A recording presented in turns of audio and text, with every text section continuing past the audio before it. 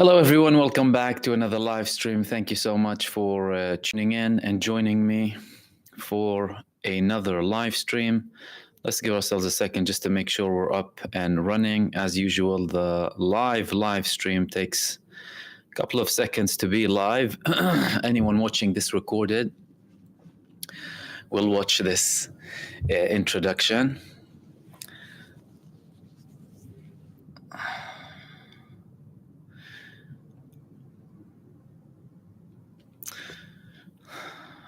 Let's have a look.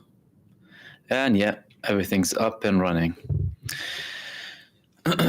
Again, welcome everyone. Thank you so much for joining me for another live stream.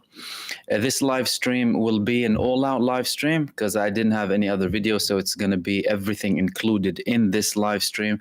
So for those of you who prefer to obviously watch the updates part, you can watch the first part of this live stream because the second part will go out to obviously you, because live streams are primarily for the community to obviously share their thoughts and have a platform and obviously ask any questions, elaborate anything that they want to, mention anything, bring anything to my attention, really, as usual. So again, welcome everyone to another live stream. Welcome to our members. Special thanks for your membership, by the way. I really appreciate it. Welcome to the subscribers, to the regular live streamers, to all of our regular viewers and new subscribers as well. Thank you so much for tuning in.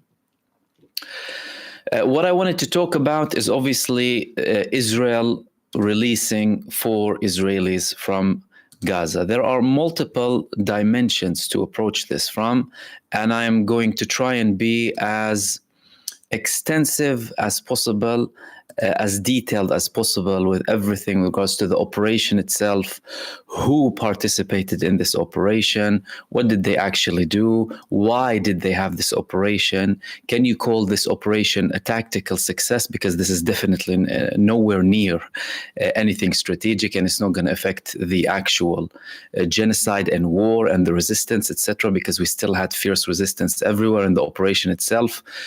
Israelis were killed in it, including special forces that participated in recently releasing the Israelis, and some of the Israelis. However, Hamas did not publish how many of them were killed for security purposes, most likely. However, those details will be published later on because we had a statement from Abu Ubaidah clarifying and sending a threat to Israel. So let me give you a background first. Obviously, Israel, from the beginning, the Israeli prisoners in Gaza weren't their first priority.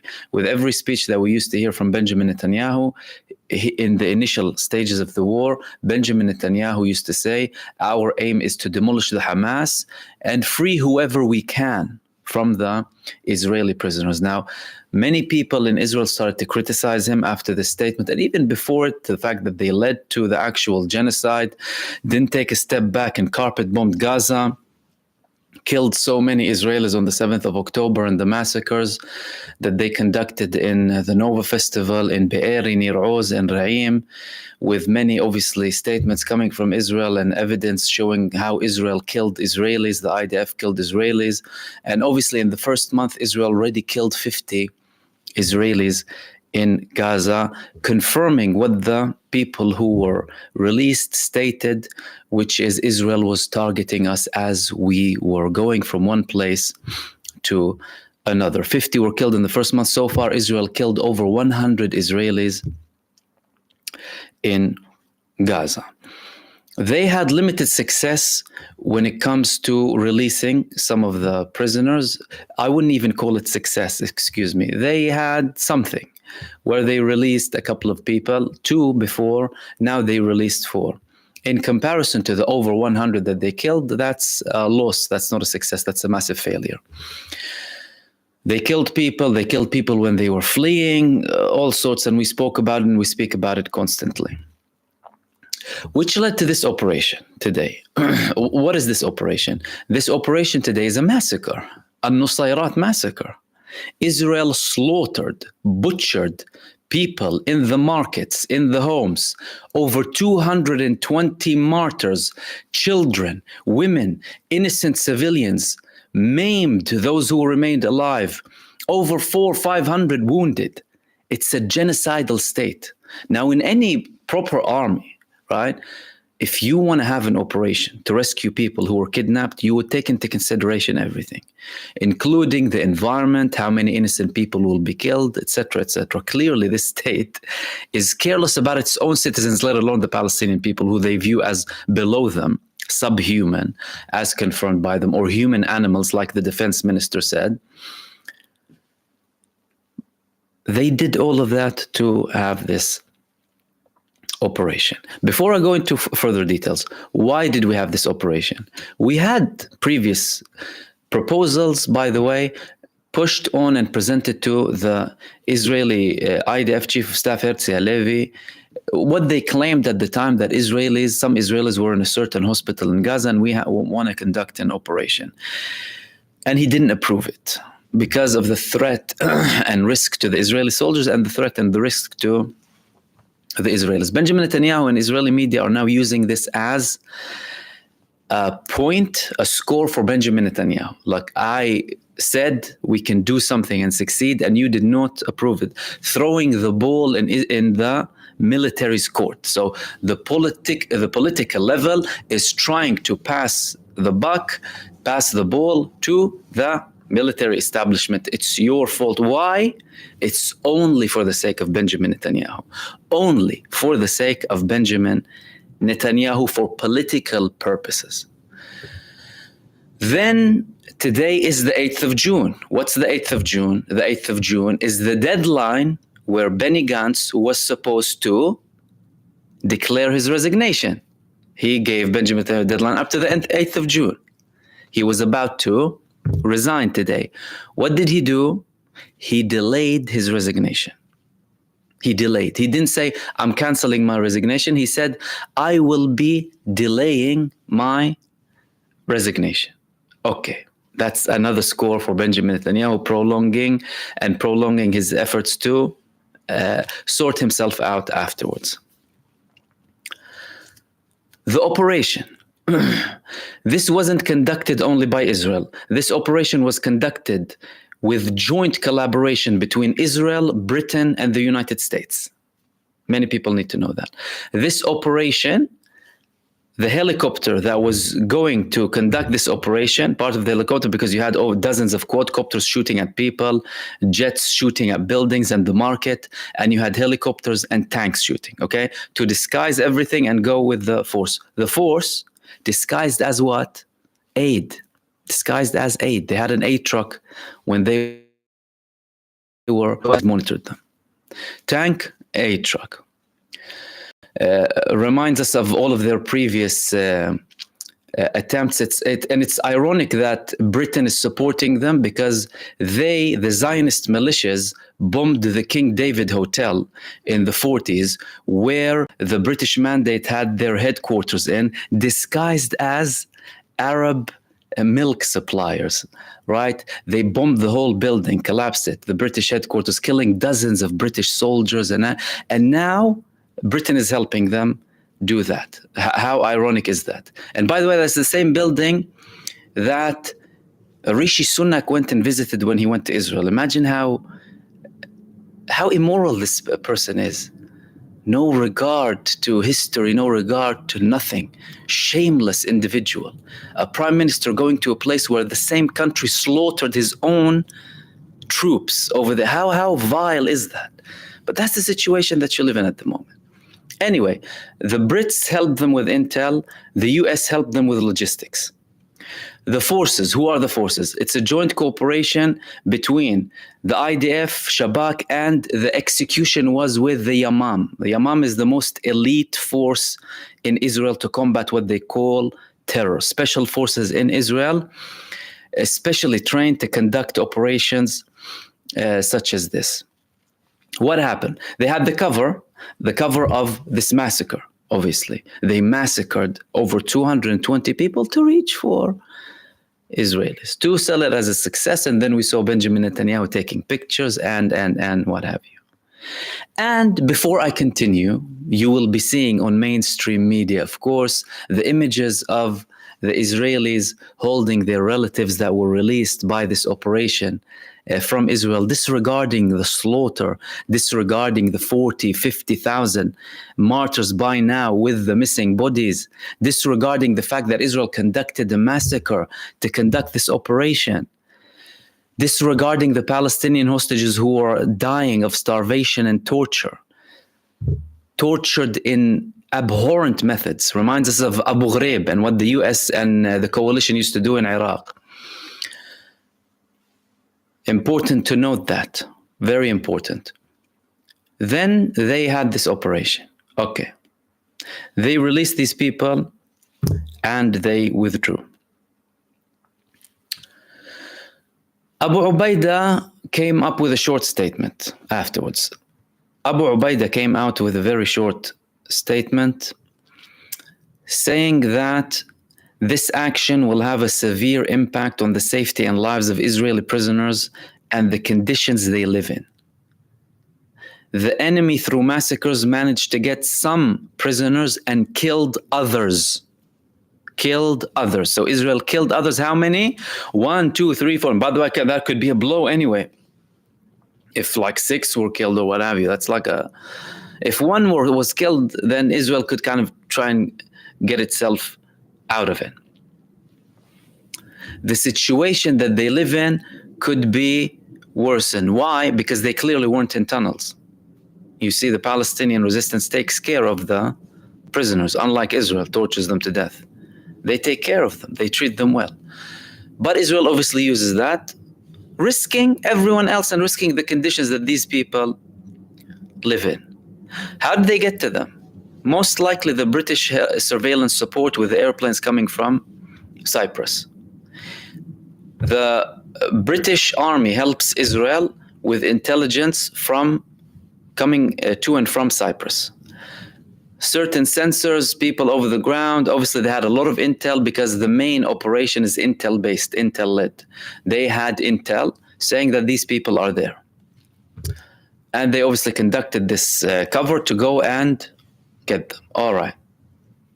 We had that. They were released. Benjamin Netanyahu is using it as what? As a massive success. Why? To prolong the military campaign and to raise his profile. Just in case we have elections coming up, he's already creeping up bit by bit again and have more leverage. He's been saying that we will release them with the military operation, we'll put pressure on Hamas and this and that, although they killed 90, like if it's 100% from what was released by now through the military operation, not the negotiations, over 90% of them were killed. The majority of the Israelis who were released by the temporary ceasefire and the negotiations that they had with Hamas. The Israelis, they went to the streets. What did they say, the Israelis? Representatives of the families of the Israel were very clear, and they had press conferences saying that we need to reach a deal regardless, immediately, with Hamas and end the war, and that only that will release all of the Israeli prisoners. So clearly they're not buying into the Benjamin Netanyahu attempt. One other thing that I wanted to note here. Obviously, again, mainstream media, as if anyone is listening from you. I'm sure most of you don't listen to mainstream media, but it's important to observe what they're doing. And they're hailing this, right? As in Israel released some of them in a military operation, disregarding what happened. Why didn't you hail the 7th of October then? Why didn't you support Hamas on the 7th of October operation? Because this was an operation primarily motivated by the will to release the Palestinian hostages that Israel kills and tortures in Israeli prisons. So again, moral inconsistency, right? Immoral inconsistency, as usual. They're supporting this operation and obviously disregarding the Palestinian side. With regards to the operation itself, apparently 800 forces participated. It was prepared for several weeks, and 800 forces participated in it, active people with obviously intense intel supported by the British and the American. Clearly, the prisoners were over the ground. The fact that Hamas said this will risk what Israel is doing will mean, or might mean, that some of them will go in tunnels. Because if it took them so much resources, so much intel, so much effort, and they conducted this genocide to release 4 over the ground, then anyone under the ground is almost untouchable. It's almost impossible to release them. And there are several over the ground, by the way, to this day, probably. However, certain measures will be taken. This will not affect the general theme of the war, by the way. This is a political move. This is not a move out of worry for the Israeli prisoners. It's not.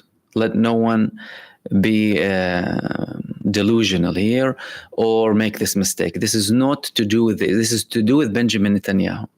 Benjamin Netanyahu is in a difficult moment. His main cabinet member was about to resign today.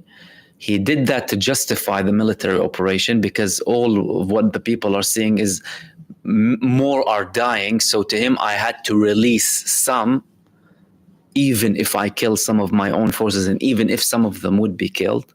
And again, risking the people who were taken as well by the Israeli forces. It's not going to change the theme of the war. What it will do is force the resistance, because from the resistance perspective, that was a tactical mistake. From the resistance perspective, they will be taking harsher measures to further secure and protect the Israeli prisoners, even if that might mean the reduction of the things that they enjoy in terms of circumstances that they live in. That's very important to note. Nothing changed from the battlefield. We still had Al-Qassam, by the way, they targeted the Apache. I'm not sure if they hit it, but they targeted it when it was leaving Nusayr. We had, again, attacks from the south, from the Democratic Front for the Liberation of Palestine in Rafah. And there were missiles launched at Israel. So all of that, all of this operation, it's not going to affect the war strategically. What it will do, boost Netanyahu in the short term. However, even with this short-term boost for Netanyahu, for this operation that he is trying to sell as a massive success, many people, including military analysts in Israel, are striking back. What are they saying? They're saying that this operation was presented to Benny Gantz and the other war cabinet member, what's his name now? Gadi Eisenkot. And they approved it. Okay, they approved it. And that this operation success, as they label it, goes back to Benny Gantz. Why? Because Benny Gantz has experience in this. He was previously in Sayeret Matkal or Shayetet 13, if I'm not mistaken, and he has special forces experience, and he was the one who led to this success of the operation, and not Benjamin Netanyahu. So although Benjamin Netanyahu was in the hospital taking pictures and shaking hands with everyone and selling it as a massive victory, people are still taking away the credit from him, saying, no, you don't take the credit for it. The credit belongs to the military and not you.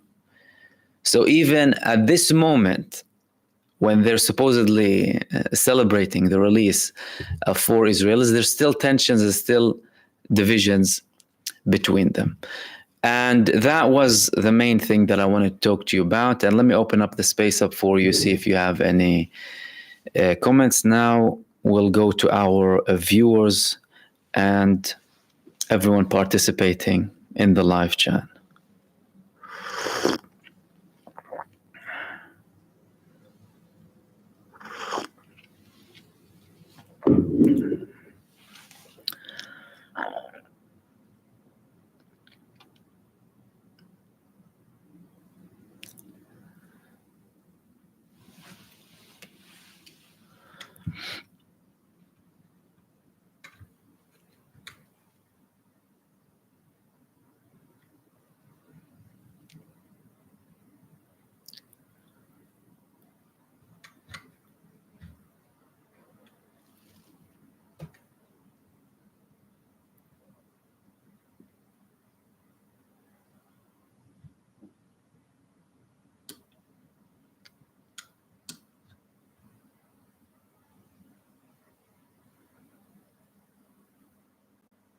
Wonder World, are you not tired of these Arab monarchies and their strongest term condemnations with not even the smallest term of action, even though they have the international court mandate to intervene? We never expected anything from Arab monarchies and official Arab states. Who's fighting now? Who's fighting now? The last proper army-to-army war between Israel and anyone was Israel and Egypt, which led to Egypt getting back Sinai, but at the expense of having the bad Camp David Accords. Now, obviously, you have tensions and what have you, but still. After that, what was it? Resistance groups, paramilitary, not belonging to the official garbage. After that, who liberated the Lebanese lands? Who expelled the Israeli occupation and the IDF from South Lebanon? Hezbollah and the resistance in Lebanon. In some cases, obviously joined by the Palestinian resistance there, but these are the people who expelled them. Who expelled Israel from Gaza? The Palestinian Authority, led by Mahmoud Abbas. Did they achieve freedom and liberation? No. It was Hamas and the Palestinian resistance. Who's participating now? The Palestinian resistance, outlawed by the world, obviously. The Lebanese resistance, same. Iraqi resistance, same. The Ansarullah in Yemen. Again, they're not recognized as the legit government, by the way. So we have no faith in them anyway. And we're not expecting anything from them. We never have. So... does that make them less shameful? No, of course not. Elizabeth, by the way, and Manuel, thank you so much for your super thanks.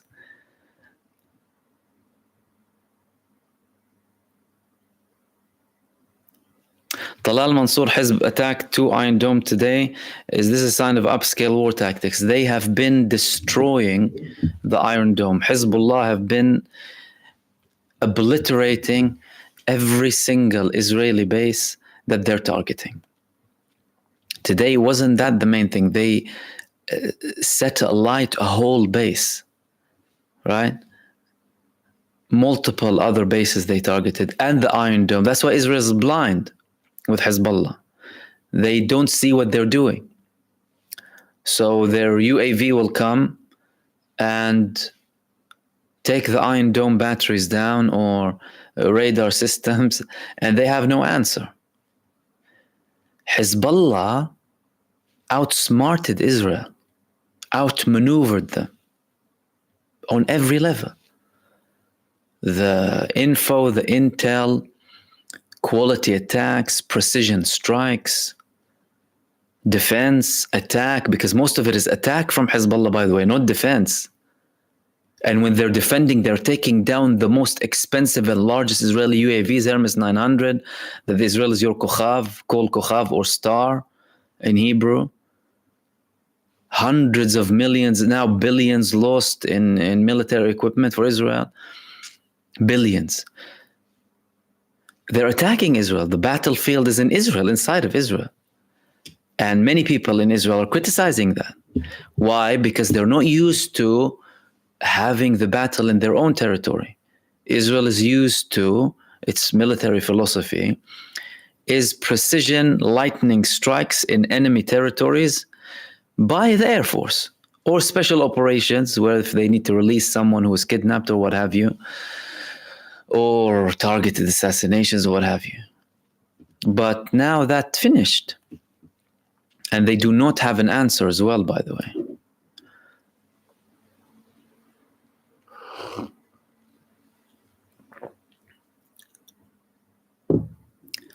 Zach is saying, Mahmoud, didn't Israel say they rescued 3 captives in February, then backtracked to 1? Why do you think that is? Well, the first one that Israel claimed that they rescued, by the way, was someone who they didn't provide proof that was kidnapped. But they needed to show that we have someone who was released. They didn't provide any evidence. Obviously, the Palestinian resistance in the initial days released people on humanitarian basis. They released Yocheved Lifshitz and another one on humanitarian basis. They released a woman and a child on humanitarian basis. They sent them to the borders without any exchange. So to them, some people, it was like immoral to have them, so they send them back, or for their purposes, they said they need medical attention. We don't want them to die. Take them. We don't want anything in return. And by the way, Israel refused to take the initial prisoners that Hamas proposed to send them. Yocheved Lifshitz and another one. Do you know how the Palestinian resistance ended up giving it to them? Hamas had to call Egypt. They said, we have 2 Israelis that we want to release, we'll send them to you. And then she came out with this press conference statement that Israel called a Hasbara terror attack. Right? Why? Because she revealed the truth. They were nice to me, they treated me kindly, they this, they that, criticizing the government, saying the government and the forces used to shoot us when we were going back. She was the one viewed shaking hands with Al-Qassam fighter, that image that many platforms don't like us to show, right? And then they ban your video for posting it. I wonder why. Is it nothing graphic in it, right? A woman shaking a hand with a Al-Qassam fighter. What's the problem with that?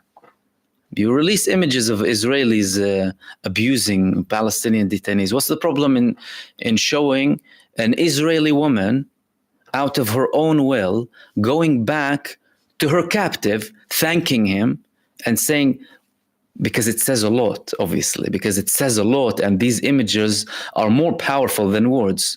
So some platforms have a problem with people publishing that, especially to Western population. Why? Because they need to control them. Come on. You need to be manipulated.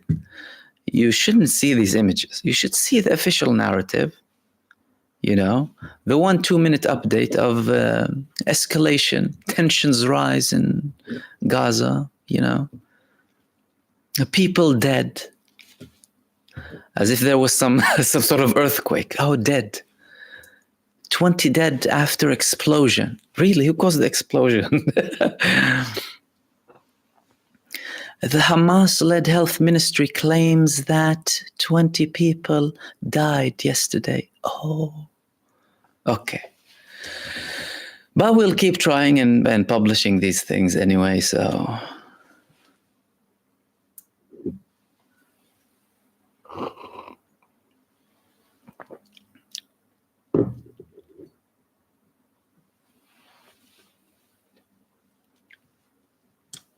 Talal Mansour is asking me, do you see Gallant resigning soon from the government and forming his own coalition?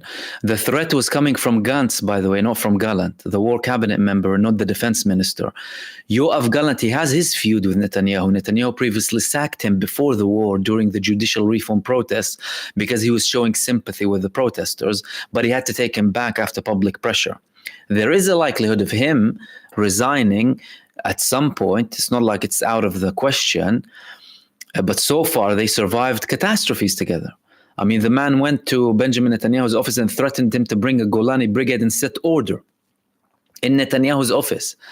Shouting matches, they refused to have joint press conferences together, swear words. It almost reached to their own bodyguards fighting with each other in many meetings in Israel. That was leaked, by the way. They don't like each other, but if they survived all of that. So the threat wasn't coming from him. The threat was coming from Gantz. But that doesn't say that Gallant can't resign at some point.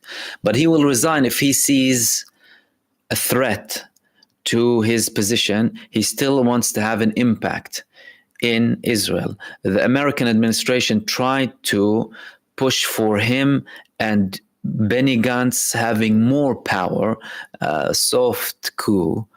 That didn't work, obviously. But he still wants to have some sort of influence. When will he break everything, break all of the tools, is when Benjamin Netanyahu probably sacks him. Or I don't know if he has the capacity to make it untenable for him to stay in his position, because he already made several things that were untenable as a professional for your job. Like if he bans the defense minister from speaking with the head of the security establishment like the Mossad or Shin Bet, previously he did that, and bans him from committing his the things that he wants to commit, basically carrying out certain tasks or whatever to try and push for a solution. He prevented him from doing his job, like he did with the head of the Mossad, by the way, and the negotiating delegation, putting impossible demands on them. So he could at some point, but the imminent threat is from Gantz. Now, obviously, he was due to submit his resignation notice today, officially. But after what happened today, again, timing, link them together, he said it's postponed. He delayed submitting the response. Ruby K saying the girl who said shukran bye looked like she had fallen in love with her Hamas guard. Yeah. Shukran bye. Bye. We had some memes going out. I think it was Jackson Hinkle. He said, sorry, he's not going to marry you or something like that. But again, yeah, they don't want to show you these pictures.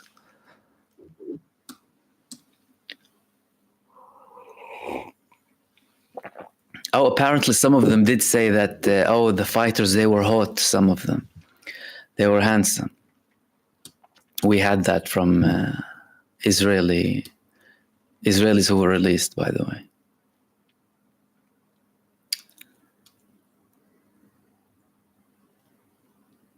Teshikom is saying someone floated something about Muhammad al-Dayf is dead recently. Is it true? No.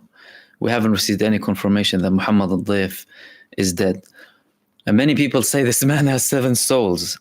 He survived so many assassination attempts.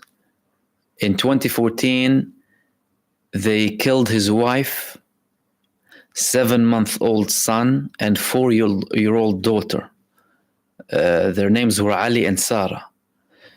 And they knew they were there, thinking he was there. They killed them, like they kill everyone's families, thinking that they can put pressure on the resistance movements and stuff. That doesn't work.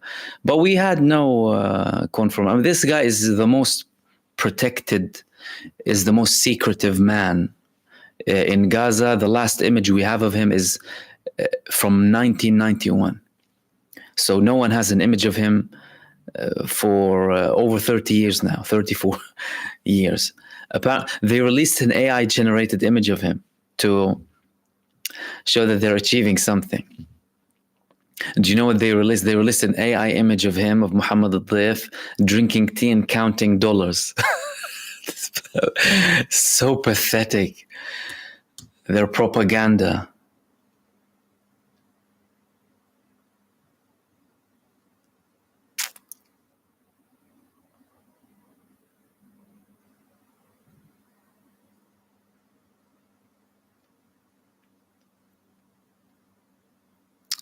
Clara saying we need a new neutral mediator like China, as the head of the CIA has been in Qatar for the last 10 days.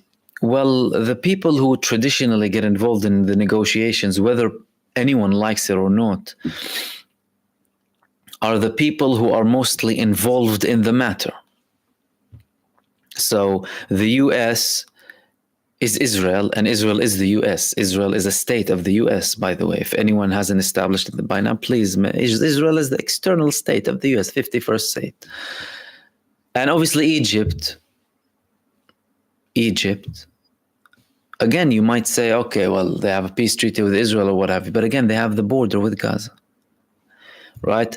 And Qatar, because they house Hamas, in agreement and coordination with Israel and America, by the way. All of this garbage they tell you about, oh, Hamas, and they want to speak with Hamas, and they want Qatar to. It's approved. They have a massive office in Gaza, coordination office. And the Qatari representative there is, by the way, he has good relations with the public, and he goes in the streets and roams around and stuff. So, and they've had this relationship for a very long time now. And obviously Israel coordinated with them. Israel handed a lot of money to Hamas through Qatar, in cash, by the way, from Egypt and from Israel. Lots of money went to Hamas from Israel. So I think it's dictated more by the actual circumstances rather than who the ideal mediator would be. China's trying to take more of a proactive stance when it comes to Palestine. So is Russia, but then Russia was excluded from the days of the quartet, where they tried to reach a solution after Hamas won the elections in Gaza, but then Britain and the US excluded them. They don't want Russian influence. They want a secluded Russia.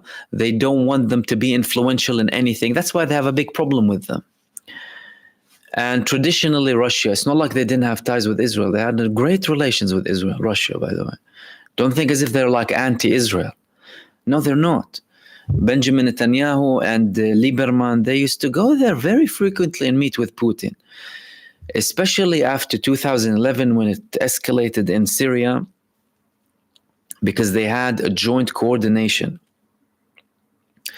Because Israel used to attack regularly in Syria, and Russia wanted to avoid any unpleasant clashes between them. Israel deliberately tricked the Russians once when they sent a fighter jet next to a Russian airplane with military personnel, which activated the Syrian air defense system that took down the Russian plane by mistake, by the way, and killed about 18 Russians. That was just over 5-6 years ago. And the Russians knew what Israel was doing, by the way. So it's not like they took it out on Syria. They knew, and they told Israel off, and they started having more tensions with them. And obviously things escalated after Ukraine and escalated further now. Why? Because Russia's calling for a ceasefire. Simple. They're calling for a ceasefire. They called for a ceasefire. If the US and Britain, right, the champions of liberty and human rights, did not veto a ceasefire, we would have saved all of these lives in Gaza and this destruction, and the lives of the Israelis as well. If the US and Britain did not veto the Russian ceasefire proposal in the beginning, joined by Brazil and China, we would have saved tens of thousands of Palestinian lives and hundreds of Israeli lives. Lots of destruction and lots of misery and lots of problems and all that, if they did not, and if Israel was forced to have a ceasefire. Instead, what do the enlightened democratic beacons of freedom and human rights do? They go and veto a ceasefire proposal, an immediate, unconditional ceasefire, and push for Israel to commit a genocide. Let everyone remember that. And don't be fooled by some statements pre-elections that are happening now, by the way. Everyone's trying to protect themselves.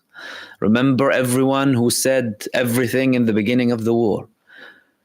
Everyone in EU states and the US supporting the genocide, supporting cutting water, cutting aid, gas, electricity of children, women, infants, babies, hospitals, all of that. Remember that very well.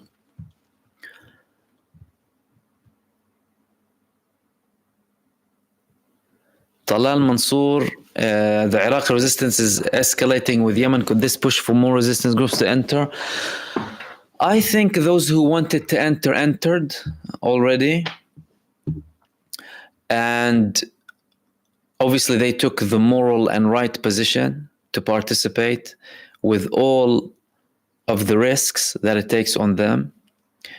They are an example that good still exists. Why? Because there is no more righteous resistance than the Palestinian resistance now. It's the most righteous resistance on planet Earth right now, the resistance of the Palestinian people. However, as always, as history shows, people will be on both sides. And people will be hanging, supporting the oppressor. Supporting the oppressor. The people who are hanging, they're supporting the oppressor. Even not saying a word, by the way. So these people show that they are people of principles and morals who stick to their faith and to their morals and do the honorable and righteous thing, which is stand against a brutal, vicious, racist, violent genocide, killing babies, children, women, and innocent people, and destroying every live thing in Gaza, all of the infrastructure, all of the hospitals, all of the schools, water wells, wheat factories, you name it. The people who are supporting the Palestinian resistance are brave and honorable people, let alone these people who decided to physically help the Palestinian people. So they decided, they made their decision. And I don't see anyone else participating that much, really. Unless we see an escalation that, and I said this from the beginning, like anyone expecting countries like Egypt or Turkey or no one will even Syria, they won't participate unless there's a direct attack on their national states, national territories. Won't happen. So we might see an escalation, further coordination, more intensity, but everything is calculated. Like, don't underestimate how calculated it is from the resistance fronts. Like Hezbollah is showing perfect calculation. They're perfecting their measures against Israel and targeting the base so specifically, unbelievable levels of execution.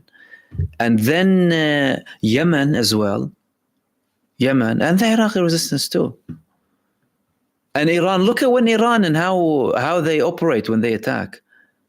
Perfect in accordance to international law. They attacked our territory under UN charter and resolutions. We're entitled to hit back, and we only had a strike on a military base. Look at how honorable these people act.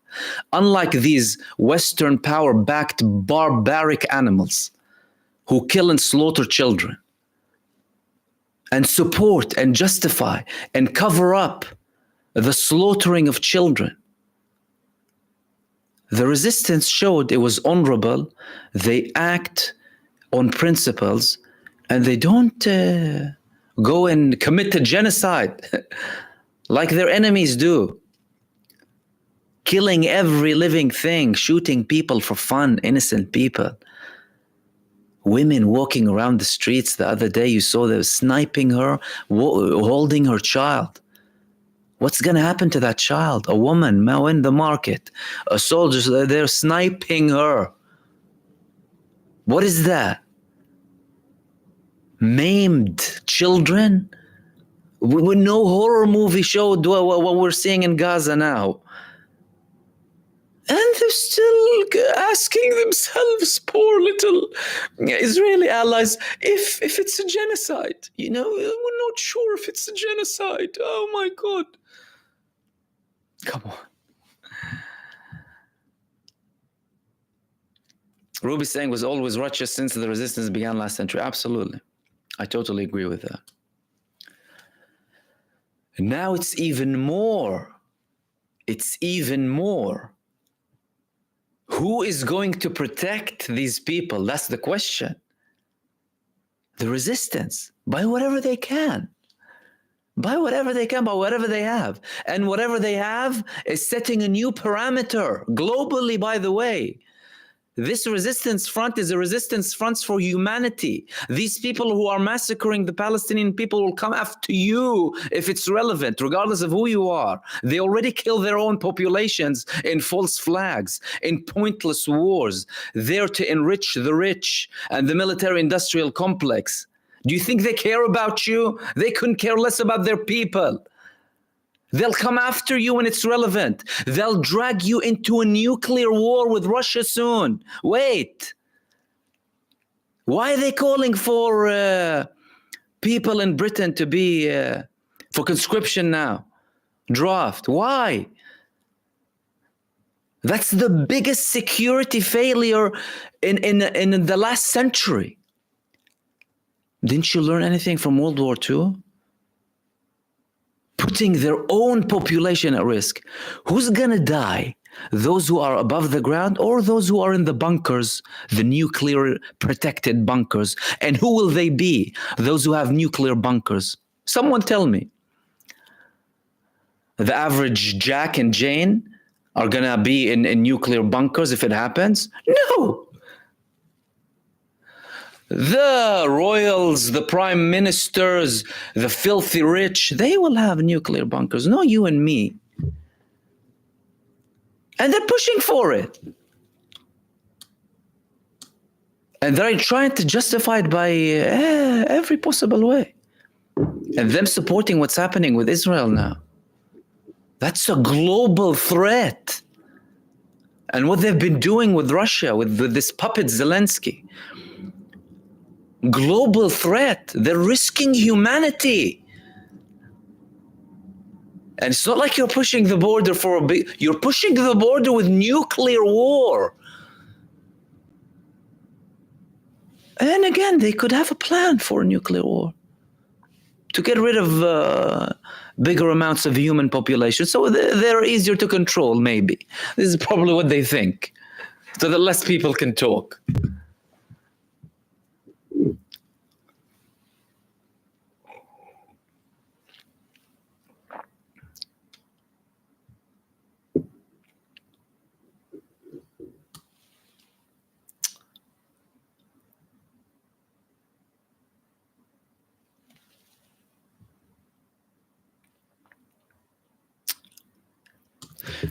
Bogusia Skibor, do you know something about BRICS setting free from the dollar and US treasuries, and could it help to end this genocide, as it would be a massive blow against US economy? They can't pay it off. Look, the US is very worried about the dollar being irrelevant. They took down governments that threatened with taking down the dollar, not taking down the dollar, by using alternative currencies, linking their currencies with gold, for example. There were proposals in Africa. There were proposals by Mahathir Mohamad, by the way, in Malaysia. You had lots of proposals, and the BRICS are pushing for it. Now Russia and China declared that they will only deal with their own respective currencies when it comes to their trade between them. That's significant, not dealing in the dollar. And have you seen what happened after the Ukraine war, by the way? The ruble skyrocketed and the European economy collapsed. Who's benefiting? Russia's benefiting. Russia's benefiting from this Western-backed aggression. And US NATO policies are taking the economy down. But the elites are benefiting here in Europe and in the US. And Russia, the whole economy benefited. The people benefited. If your currency is stronger, oh, excellent. Cool. I can buy more for less. Beating inflation, obviously. Here, it doesn't matter how much you raise the minimum wage, it doesn't come up to the inflation rates. It doesn't matter how much you pay me, I'm struggling, right? Expenses are skyrocketing. Everyone, by the time a young man or woman finish university, there were like hundreds of thousands in debt, many of them, right? And some of them obviously follow the traditional method of finance. I need to study and I need to buy the house and I need to this and that. living their life in under the thumb, right? So they're working, and that's good. And that's not, by the way, this is what people need to understand here. It's not against the dollar. It's for their own good. It's the US pushing for the globalization of the dollar, right, to support itself. And the more countries use their own currencies, they'll support their economies, they'll support their populations, they won't be relying on external aid or the IMF, right? When did they start causing problems with Turkey, for example? When they paid off all of their debts. Started to come up with stuff to affect them. They want you in debt. You need to be in debt for them 24/7. And again, that wouldn't hit the dollar immediately. It's a long process because currency, obviously, the US dollar, the US economy is debt-based economy from the 70s, around the Ronald Reagan days, right? Took off the link to gold. And what is it backed by? But by what people think of it. It's like, what do you think of the dollar? That's it. That's how you value the dollar. Obviously, then you need to talk about productivity, how much people have faith in it, selling, trading countries that actually deal with it. If some of the countries stop dealing with it, that takes a hit. People will start investing or buying more Chinese, Russian currencies, other currencies too. Because don't forget, many people trade in currencies, currency trade. And the dollar was viewed as a very stable investment. Now, but anyone, for example, who bet on the Russian ruble before the Ukraine war would have made lots of money, lots of profit on that. And we're seeing a shift. There's a shift. And that's a good shift for the people. That's the thing here, for the people. You see, all of this hostility that they push for you as politicians and mainstream, it's for their own benefit. It's not for your benefit.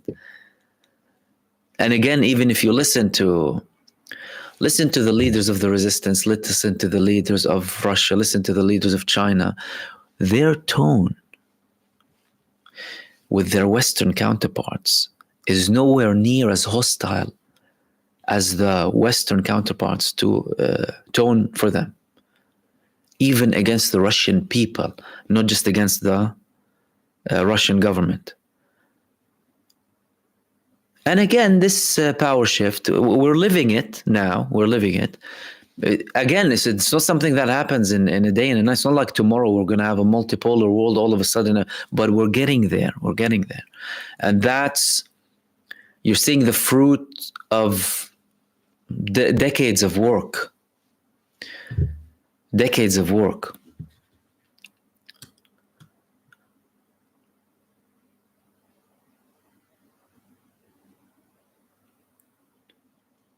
Kate, why did Hamas, these Israelis put them in the prisoners of war in plain sight when there are spies everywhere, and Gaza Pierre is a covered up Trojan horse. We are seeing this USA war on Palestine. Well, they obviously did it for their own purposes that are based on logistics, security, keeping these people alive, and many other things that they take into consideration. Okay? They did that. Clearly, there was a tactical failure there. And now, this is going to make them take harsher measures to protect these people. Even if they they had kushti conditions. They had kushti conditions. We used to shower, we used to soap, we used to this. We had food, we had medication. Obviously, with the increase of the blockade, they started to eat less, like the Gazan population. And Hamas told them, the more the Palestinian people suffer, your citizens suffer. Because they're dependent on what comes in for them too, as if Israel cares about them. So that was obviously a tactical failure. from the resistance, and they will obviously learn from it, I'm sure. However, bear in mind, we haven't received all of the details so far. So we don't know how many were killed from the actual prisoners. Israel only told us that one was killed from the special force that participated. Also, again, maybe the Palestinian resistance will bring more details. And in the grand scheme of things, strategically, nothing's changed, really. The resistance is continuing. Israel's clearly continuing the genocide. Today's massacre, remember, one of the worst in weeks now, if not months, in one day. To release these 4 Israelis, massacring over 220 people in the markets. A quadcopter army in the markets shooting at people. It's like whatever end of days movie used to watch previously, like robots killing people. That's what happened in Gaza today.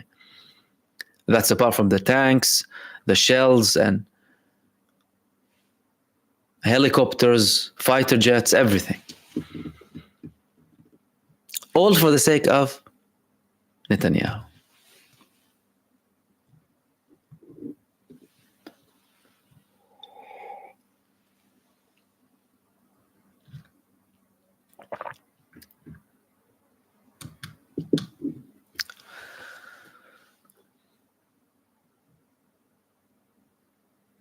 Jake Blues is saying crazy when totalitarian states like China and North Korea are less of a threat to the world than the US and Israel. Thank you. Totally. Than the US, the UK, EU states, and Israel. All of them. But who? Kim Jong-un? The man started to send poo balloons now to South Korea. He's not even using regular weapons. Trash and poo. I'm not sure if he intended it for it to be a joke or something. He was like, I know it was like unpleasant, but it was necessary. I know. I don't know what he wanted to kind of send, what kind of message.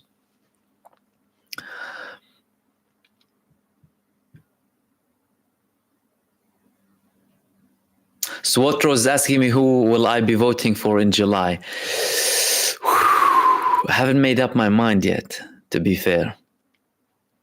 And I'm not sure I'll declare who I'm voting for. It's just because I always try and not be politically affiliated or endorse anyone, really. And I like people having, not viewing me as someone who tells them who to vote for example. But I haven't made up my mind yet. And I probably won't be saying who I will vote for. And I'm sorry if that's not what you wanted to hear.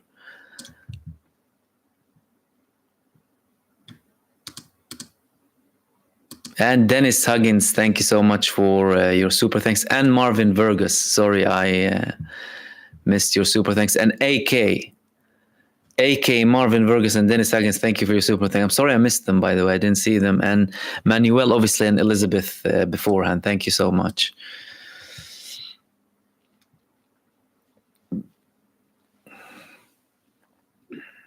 The show is saying, in my opinion, the resistance should not have let the Israelis take the hostages alive. Well, all of that depends on what happened in the battle. Like, you really don't know what happened. We haven't got the full details. All Israel's saying, operation, da.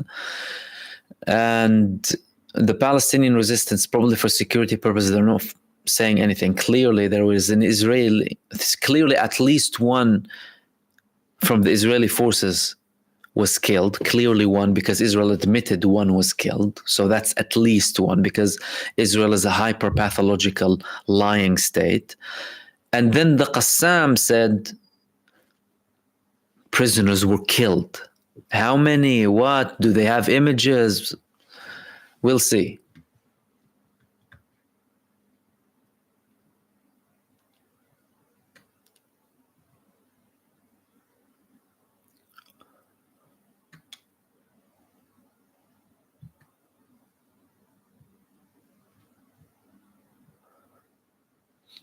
Free Palestine is voting for him or herself. Okay. Tell me where the campaign is going to take place.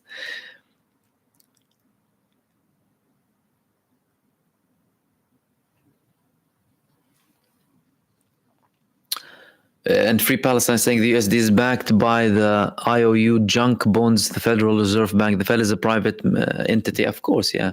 Not beholden to the US Constitution or the US government. Totally, I know, yeah. And many people don't know that. The US Federal Reserve doesn't belong to the government or the people. Private companies. Like many people say that the US is a limited company. Like it's a company. It's a corporation. It's not a state. But yeah, and it's absurd. I wasn't even so shocked when I read that, to be fair, that the Federal Reserve is run by private companies. Look at the IRS also. Same levels of corruption. Lily M, thank you so much for your super thanks. Aloha, thank you for your daily reports. Aloha back, thank you so much. And Fiza Karunarate. Karunaratne. Fiza Karunaratne. I hope I pronounced that well. Thank you so much for your super thanks as well. I really appreciate it.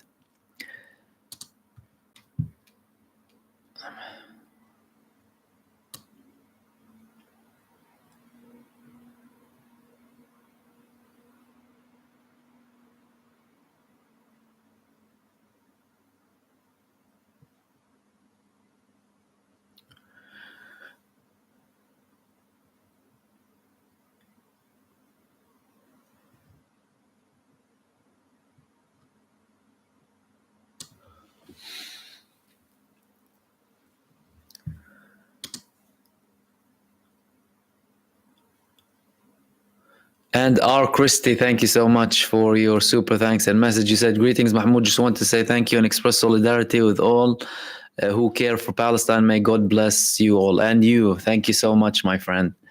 I really appreciate it. Where did we reach? YouTube need to do something about this chat. They need to allow me to go back up.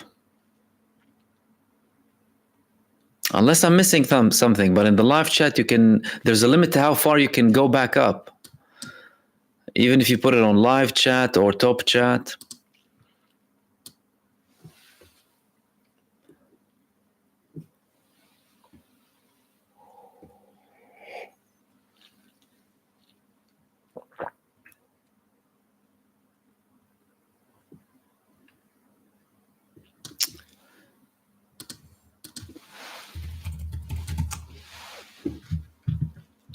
What we've seen in the past several weeks is that Hamas and the other movements are getting stronger.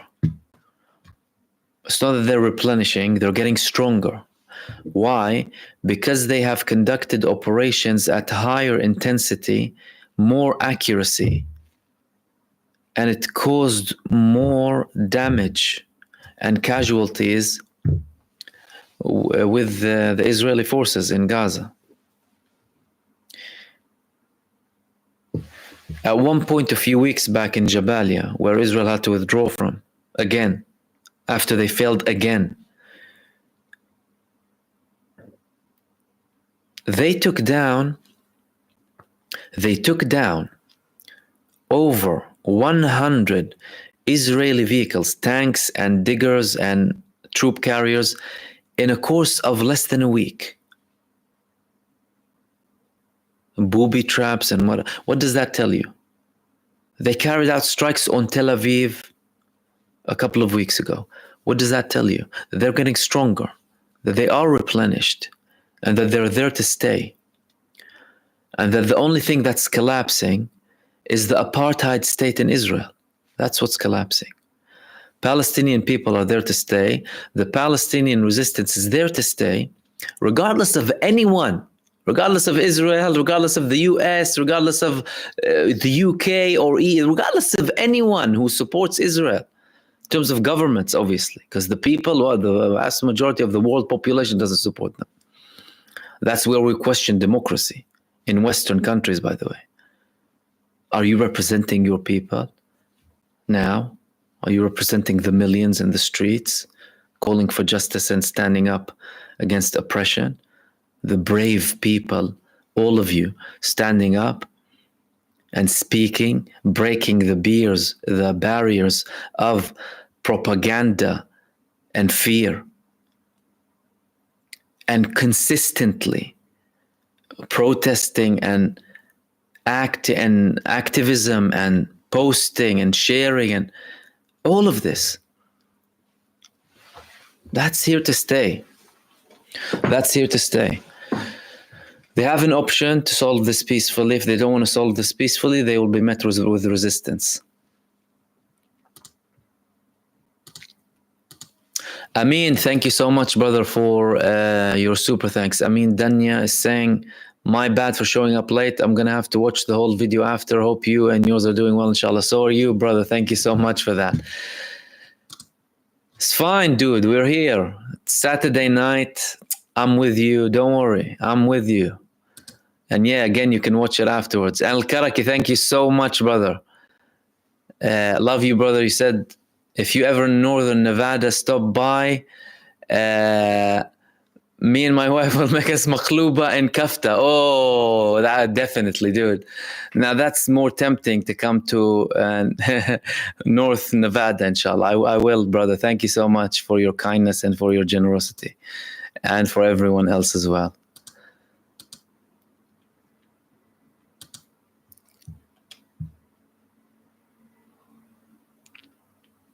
Marvin Vergas is asking,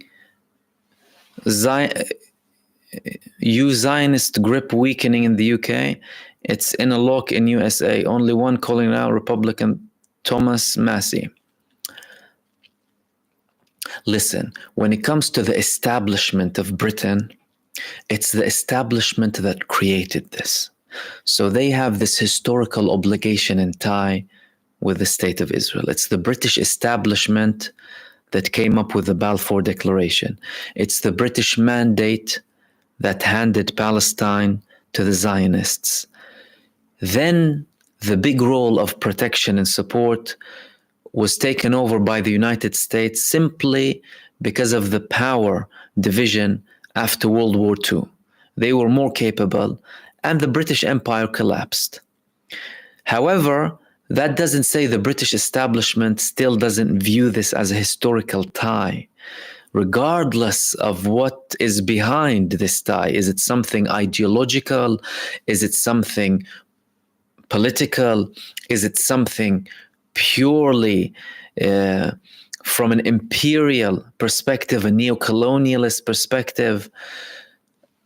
Or is there a combination of certain beliefs, the neo-colonialist traditional empire move of divide and conquer, or divide and rule? In that case, they divided the whole region, including Israel, and handed it out so they can keep the division going. Are there ideological ties within certain groups or societies in the UK and with Zionism? That's also a thing.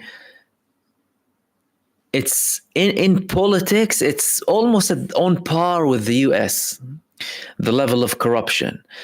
What I do see, however, is that there's more, it's funny though, there's more political dynamic and shift that I'm seeing in the UK more than the US, whereas I see more action in the US.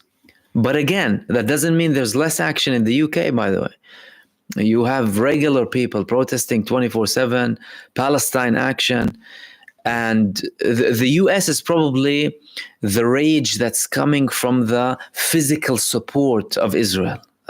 You see more kind of rage coming out from people who are saying, how are you giving these people these weapons to, not as if political support is okay for a genocidal state, but with the US, they're the ones arming them, sending them the weapons of mass destruction, VWMDs, against the people, right? However, what we see in both of these countries that are the main supporters of Israel, by the way, US and Britain, we're seeing a big shift. Why? Number one, the pseudo narrative, the pseudo history, the pseudo everything that Israel created, they're all collapsing, completely collapsing. What Israel has been doing in Gaza for the past 8 months woke certain people that Israel thought would always be on its side. And not for the love of Zionism, by the way, not always for the love of Zionism, sometimes for the hate of Islam. See, because Zionists, they always try and appeal to the bigoted racist crowds in Western population by telling them, look, we're against the Muslims. We're against the Muslims, right? That's collapsing too. People with traditional or conservative views are viewing Israel as a criminal, genocidal pariah state. Unapologetically conservative people, right? Or certain Republicans in the US. And I'm not saying about all of those in power, although we've had resignations from politicians, we've had resignations from parties, we've had a big shift in the local council election. We're going to see a big shift in the UK general election as well. That's going to be motivated by the establishment's support for this genocide and solidarity with Gaza. And obviously some of them still have better views when it comes to the economy, when it comes to social justice, all of the things that the government doesn't want you to talk about. And again, regardless of the tabloids and the garbage mainstream media, who will still have an impact. Look, some people will hold the Spun and the Daily Fail in the UK and read them as if they're representing the truth. You still have that with some people, but that's slowly but surely fading away. Now we have the alternative media, people like us here telling the people, giving the people raw truth. No filters. I don't need approval from anyone. And I would risk my video getting banned to deliver you the truth. That's what we have today. So unless they're gonna have a massive ban on everyone speaking and saying things as they are, yeah, maybe then they can have some sort of a more control. But now, no. And although they're trying to affect social media, they're trying to take down certain social media platforms, they're trying to affect leaders of these organizations, and that's evident. All of that is limited. It's not that it's not effective at all. It still has a limit. We're not going to be here. No. It still has effect on certain people, but nowhere near the extent that we've seen before. Nowhere near. Not even 10 years ago, by the way. Not even 5 years ago. The world is different.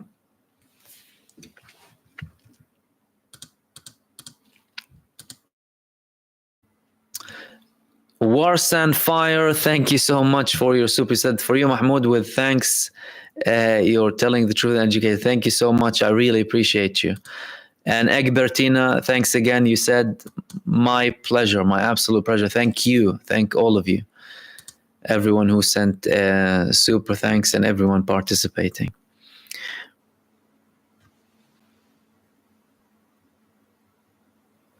Christina is saying many people in the UK do not know who owns and controls mainstream media in the UK and the USA. Voters are misled not only by deceitful, corrupted, and self-serving politicians, but by mainstream media, 100%. And it's mostly Rupert Murdoch, a bigoted Zionist who led countries to wars.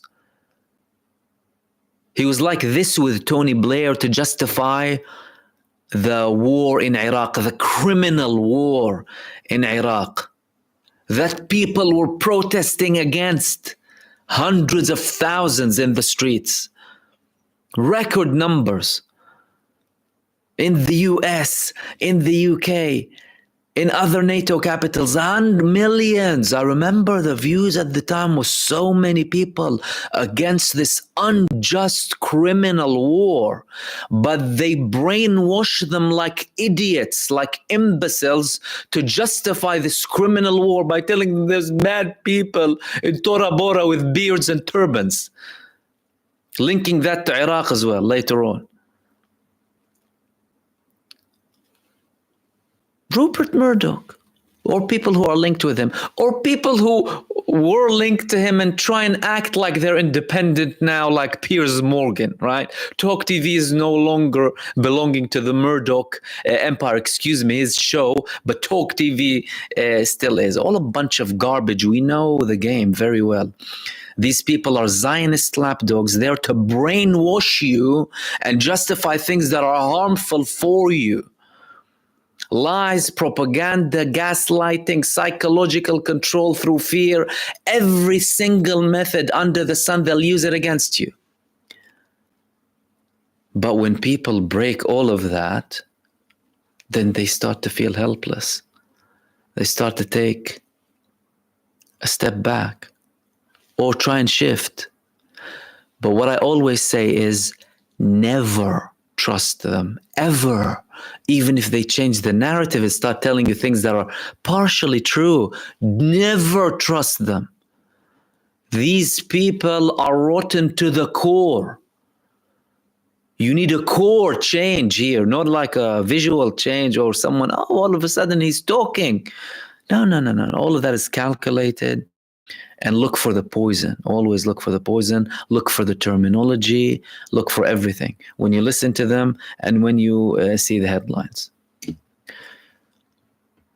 Because how is everything controlled? But with media, by the way, how is it done? Okay, newspapers, it's by the headlines. Forget about it. So if the headline said 40 beheaded babies of Hamas, that's what everyone believed it. No matter how many times it was debunked, it doesn't matter that it was a lie. Nothing matters. What matters is that headline was there. So to them, I put this on the headline of the main papers in the country, and people saw it. That's the effect that they want. Don't think about the articles and reading. That's nothing in comparison to the headlines. Front pages. That's with the newspapers. With the news in mainstream media and people, mainstream media that's on social media, by the way, it's again the titles. The titles, the thumbnails that you see, what kind of message are they trying to send me, right? And that's what people see in general. Most people don't like read through and be thorough and what have you. They don't do that. Most people are easily manipulated, and they know that. People in power, people running mainstream, they know that. They know that, okay, to justify war in Iraq, I need a consistent headline of how bad and evil Saddam is for about 6 months, and then we'll do it. Like Brexit. You had a referendum. Many people realized the grave mistake that they did afterwards, but hey, too late. Even 2, 3, 4 million of you sign a petition. Who cares? Do you think you live in a real democracy? Who cares? You made the mistake by being fooled by mainstream media. Tough luck. That's what happens. They brainwash the people with lies again. Oh, the money's going to come to the NHS. All of the lies. And then they leave. People suffer. Tough luck. I fooled you. You believed me. You voted. That's it. Done. This is how they operate. And more people are slowly waking up to that fact that they've been brainwashed for the majority of their life. It's difficult to stomach that, I know, but you better stomach it so you can wake up. Otherwise, you'll be fooled for life. And then you'll regret when you're about to die. That's what's going to happen. So wake up now.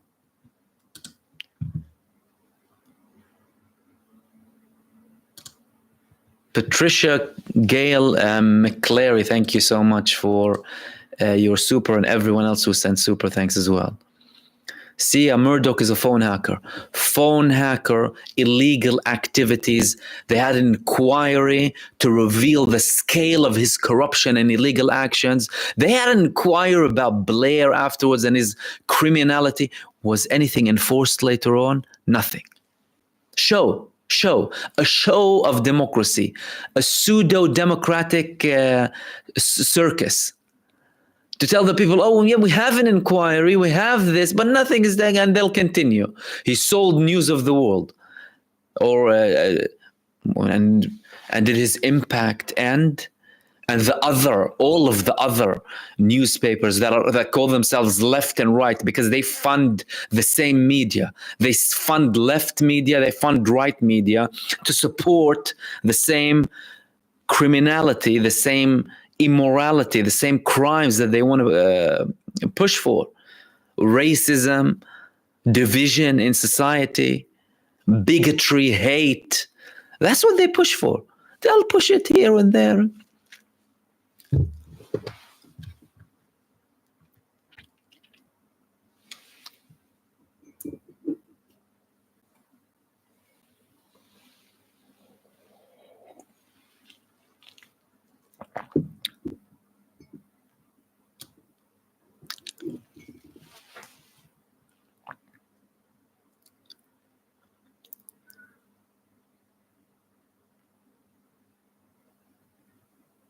One HP Blue, total fascism and deception, man. Way beyond sci-fi, yeah. Total, absolute fascism. But many Western democracies are very good in the act. You see, where in like some Arab states, some Asian states, or other nations across the world, dictatorship is dictatorship. You can see it. They can't fool you. Like, we're a dictatorship, right? We call ourselves or whatever it is, but we're a with Western powers. They're more intelligent with how they present it, right? They'll speak nicely, act as if they're champions of equality and act as if they care, right? But then the venom starts to spread when they're tested. Like we always used to say, Palestine is the moral compass. Where do you stand? Where do you stand? There's an apartheid supremacist state. Where do you stand on this? You support Israel? You support the supremacy? You support Zionism as a neo-colonialist supremacist agenda, neo-fascism? You support the same ideology that you claim to fight against, Nazism and fascism? It's just a different form, Zionism. Or instead of saying, I don't know, white supremacy or whatever it is, you'll say Jewish supremacy or whatever they want to say. Or are you not genuine? Are you not genuine when you claim you fight these types of ideologies? That's another question. Are you genuine or are you not? If you have a problem with the concept of supremacy or racism of any kind, how can you support it blatantly in that part of the world? Thinking you can get away with it because it's not like something you're implementing internally, although what they implement internally is vile in many cases. But again, they sugarcoat things a little bit better. But alhamdulillah, Palestine and Gaza were meant to reveal their true colors so that people can know them for who they are.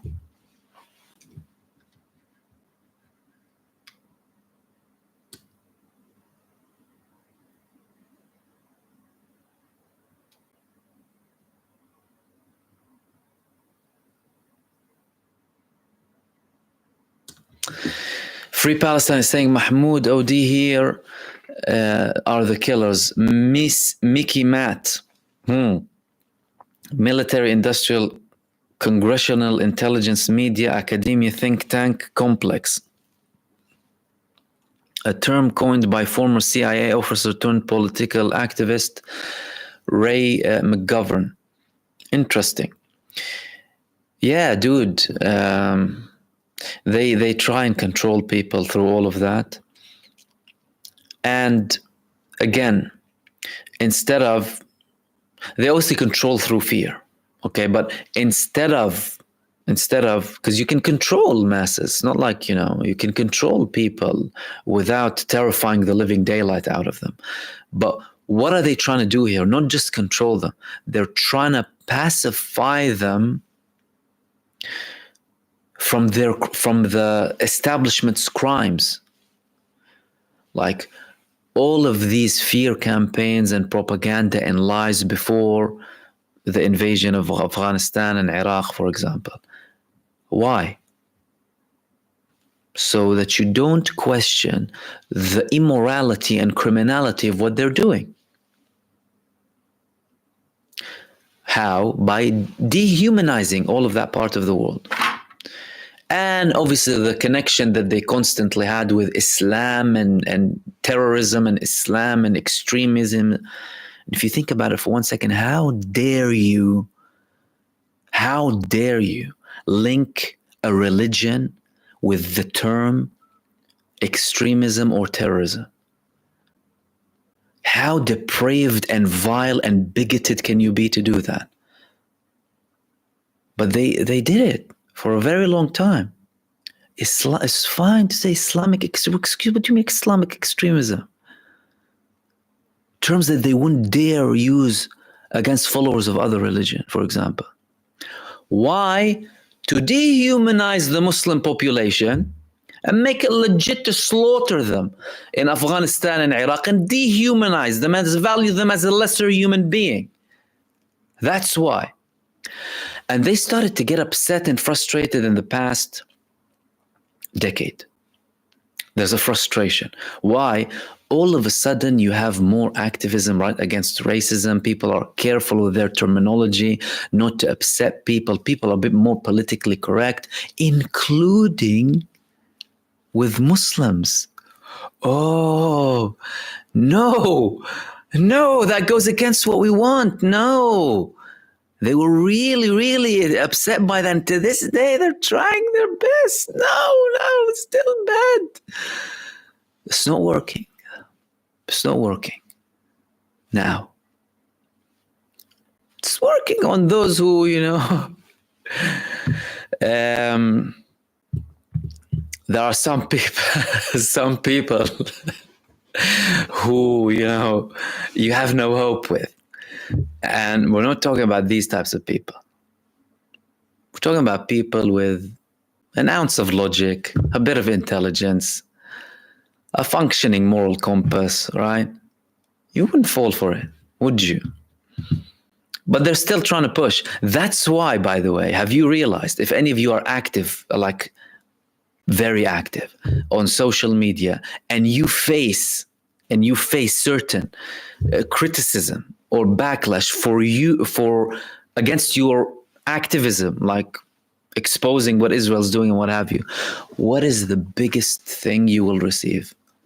Islamophobic comments. Your prophet is that, you jihadi, your Quran. All of a sudden they'll go on an Islamophobic rant. I'm talking about Israel and Gaza, and there are Christians involved, by the way. You know that. The Palestinians, they also have Christians, right? That are also victims of Zionism. Zionism kills Jews and Israelis. What are we talking about? But they'll play on that card very heavily. Why? To continue the justification and the dehumanization of that part of the world. To justify what? Their criminality.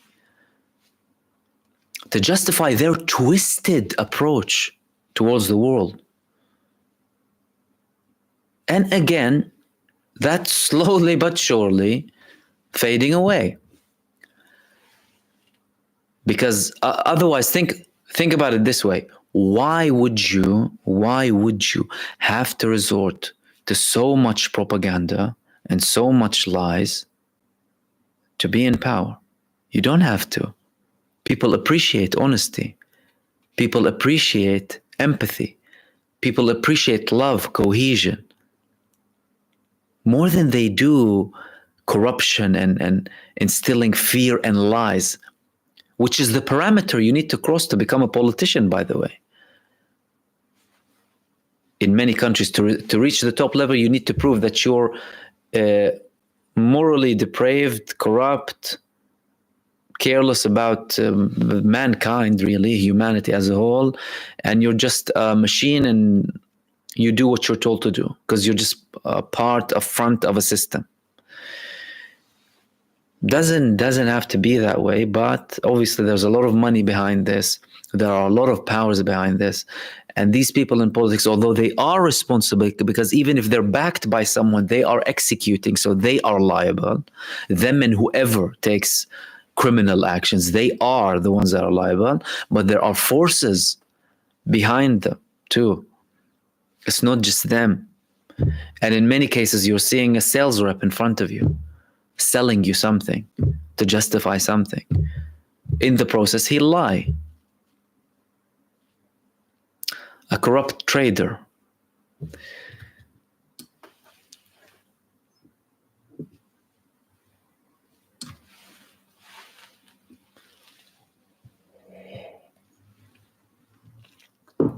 Sia is saying, I stopped watching mainstream media and it's the best. Wow, that's amazing. That's really, really good, I'm telling you. Why? Because that's it.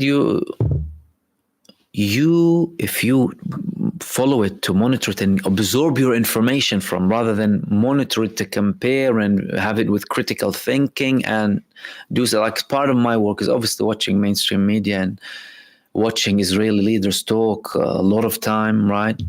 So you're going to have to consume a lot of lies and then filter everything and analyze it in your head. But you have to do that. Why? Because you're talking about a certain subject. However, information gathering, hell no. Gather your source of knowledge. Mainstream media, you wrote your own destiny. Ignorant for life if you're doing that. And that same approach, by the way, needs to be taken with books as well. For those of you who like to read, or mainstream sold books. And who wrote them? What's the terminology that they use? Everything. Take it with a critical eye. Criticize everything. Because reaching the truth is hard. It's harder than anyone thinks. It's not easy. You're going to have to take away so many layers and dig and battle yourself as well to reach this. It's a level of fitness. Like how if you want to get fit, or if you're preparing for a competition or something in any type of sports, there's pain involved, endurance. You can't be complacent. You need to be wise and viewing everything and sharp and responsive. All the same thing with the truth. It's not going to be handed to you on a golden plate with a silver spoon. Because the people in power and in charge are not interested in you being informed. They're interested in you being ill-informed and apathetic, thinking about physical, worldly, material pleasures, and entertained and distracted and not focused.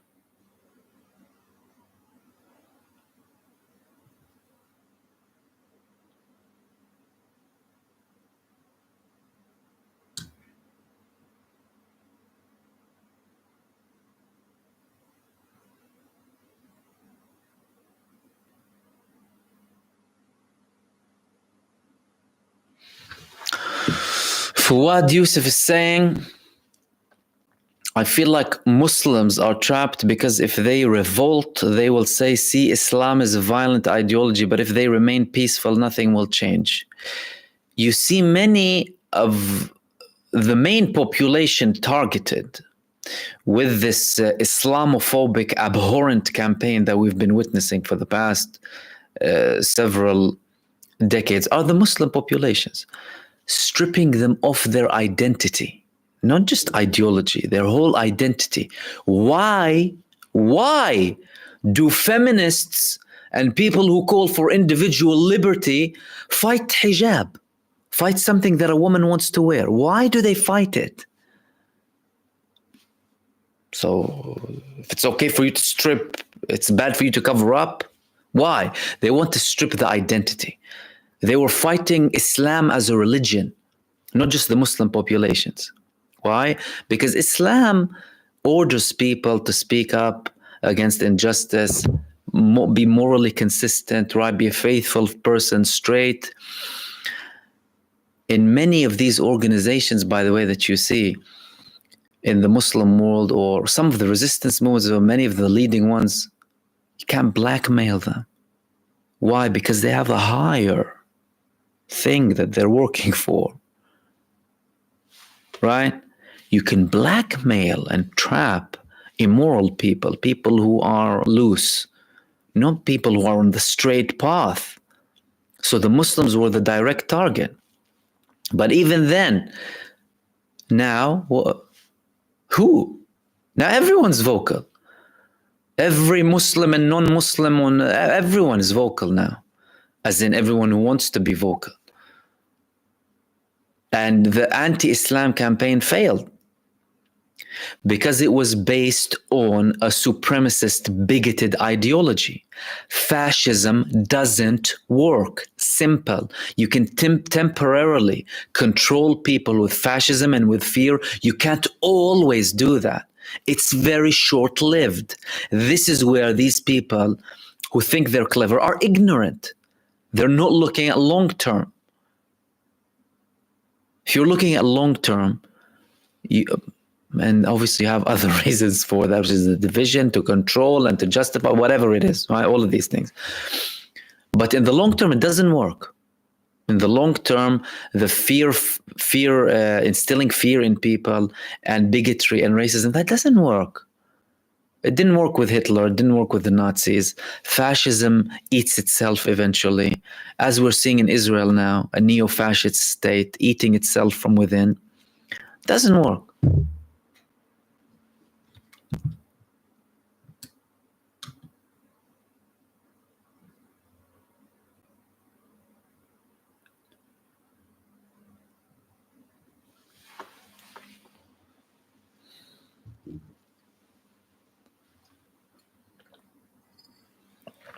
Omar, do you prefer Putin or Biden? Look, I'm no fan of either, really. And if you want to judge by what people are doing, Putin is more coherent. He's more with it than Biden. I mean, that's number one. Secondly, from the tone, when you listen to both of them,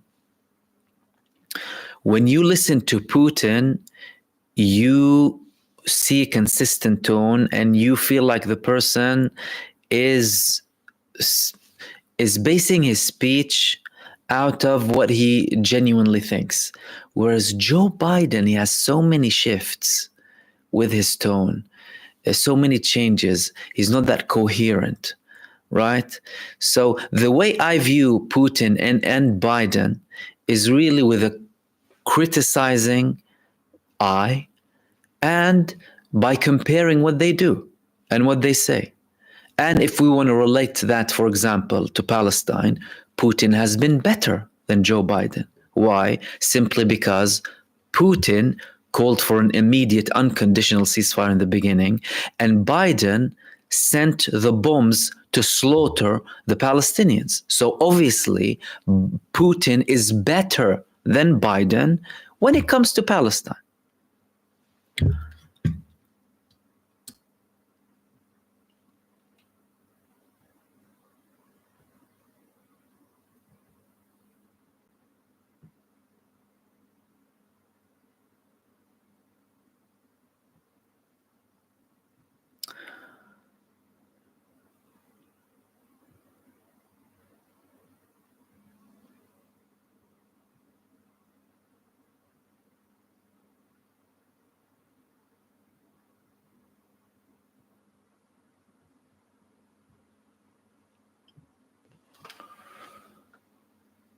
Kate, is Houthis running dry? No, they're not. They are still.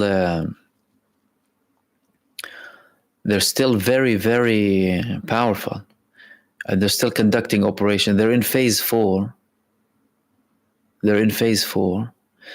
Now. They've extended it to the Mediterranean. Their recent operations were in the Mediterranean, the Red Sea, the Arabian Sea, and the Indian Ocean. And they're not stopping, but you need to remember they base their activity, their actions, on the need, like all of the other resistance fronts, the need of the front. Gaza will do that, Lebanon will do that, Iraq will do that, and Yemen. So no, they're still fine.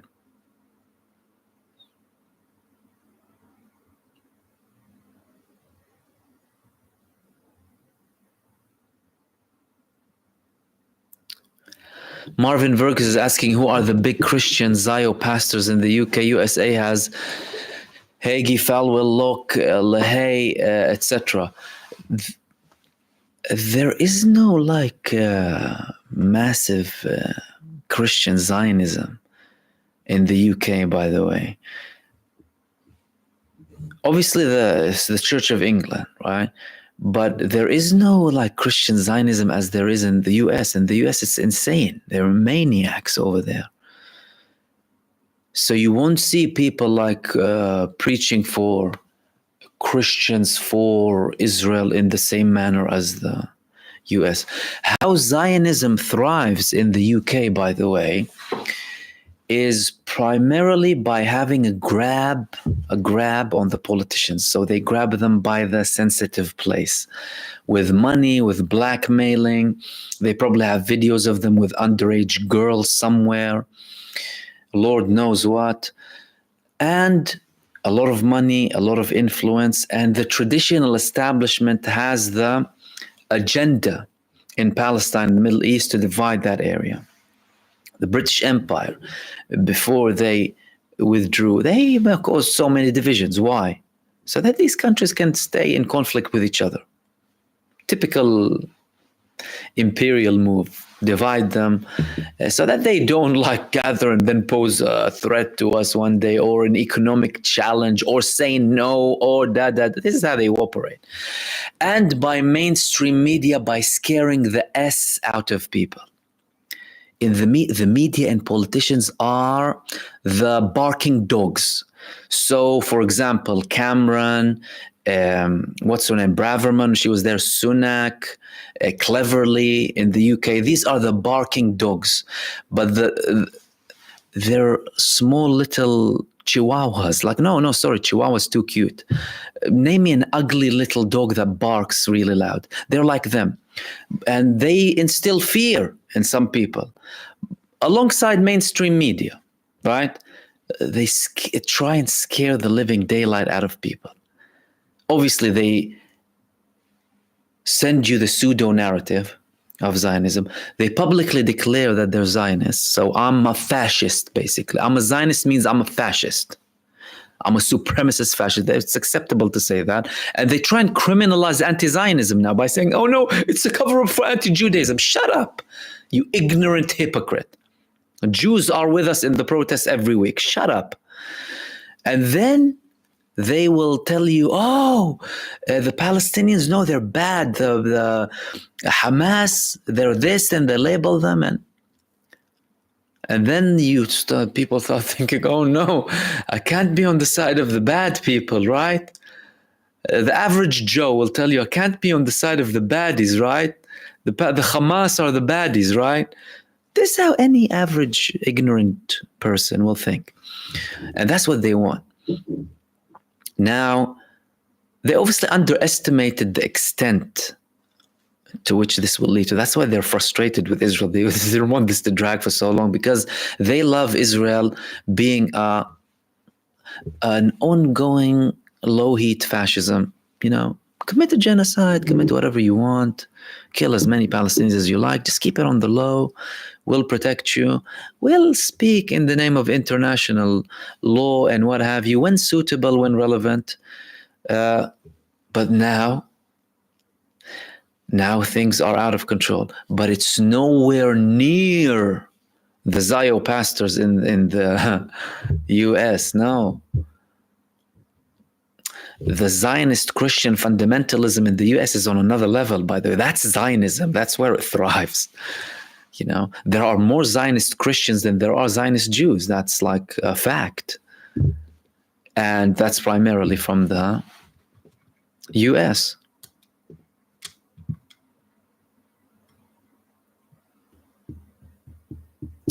Christina and Zionists were active in spreading these smears and lies about Jeremy Corbyn because Corbyn had stood up against mainstream mistreatment of Palestinians. Yes.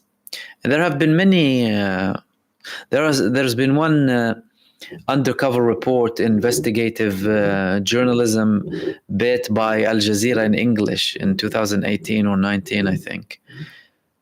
And they showed Zionist lobby and how much they undermine British democracy. Talk about Britain is compromised. Britain is compromised. The US is compromised. You're talking about compromised nations. The Zionists have way, way beyond what you think in terms of control in these countries.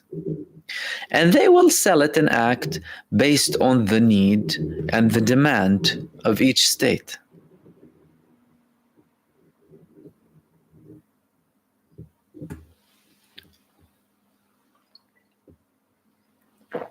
Inner Sanctum saying, I don't know anyone in the UK who supports Israel. I only saw some on people protesting, recording them in videos and stuff. And there was this far right march the other day. Again, what are they saying in the march with Israeli flags and Allah, Allah, Allah, and they're swearing at Allah. Again, they'll use this Islamic Islamophobia inside these are the people who Israel can twist a little bit, the dumbheads, the bigoted dumbheads. Alongside Suella Braverman, she can twist them as well. And they can actually cause the problems, by the way. These people are the violent people with protests. You go and ask the police officers in London, who causes problems? Ask a police officer in London, who causes more problems? The people who go and protest in the pro-Palestine marches, although they're in their millions sometimes, or a group of extremist thugs supporting Zionists. Who? And get the answer from them. Don't ask me. Hell, the ex-chief of counterterrorism in the UK, Neil Basu, said that. The government doesn't focus on right-wing extremism and pushes, from an ideological perspective, the anti-Islam sentiment. He was commenting about the prevent measures, by the way, taken in the education system. And we've seen a spike and an increase. And in many cases, it's backed by the government. And that was evident with Suella Braverman, what she's done. Memorial Weekend, who caused the problems? They were saying, oh no, they're going to have a march on Memorial Weekend. People were respecting the march. The Memorial Weekend, we had people in the pro-Palestine protest with poppies and going out of the Memorial Weekend, coming and chanting for Palestine. Why? Because any noble person in the army would know that there is no just war more than the one going on in Palestine against these Zionist, abhorrent, occupying forces. That's the most just case on earth that we have now. But who went and caused the problems? The depraved mentalist right-wingers. Swearing and pushing the police. And like I said, the marches had people with poppies from the Memorial Weekend, the Palestinian kufiya, supporting Palestine.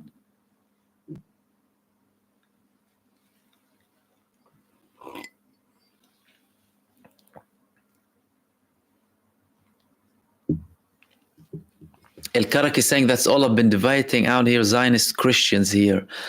I gave 4 books of Norman Finkelstein, Gaza Journey into Martyrdom. One was a Reformed Baptist pastor. Yeah, like you wouldn't see Jewish communities in certain areas, but this Christian movement supporting Zionism would be strong.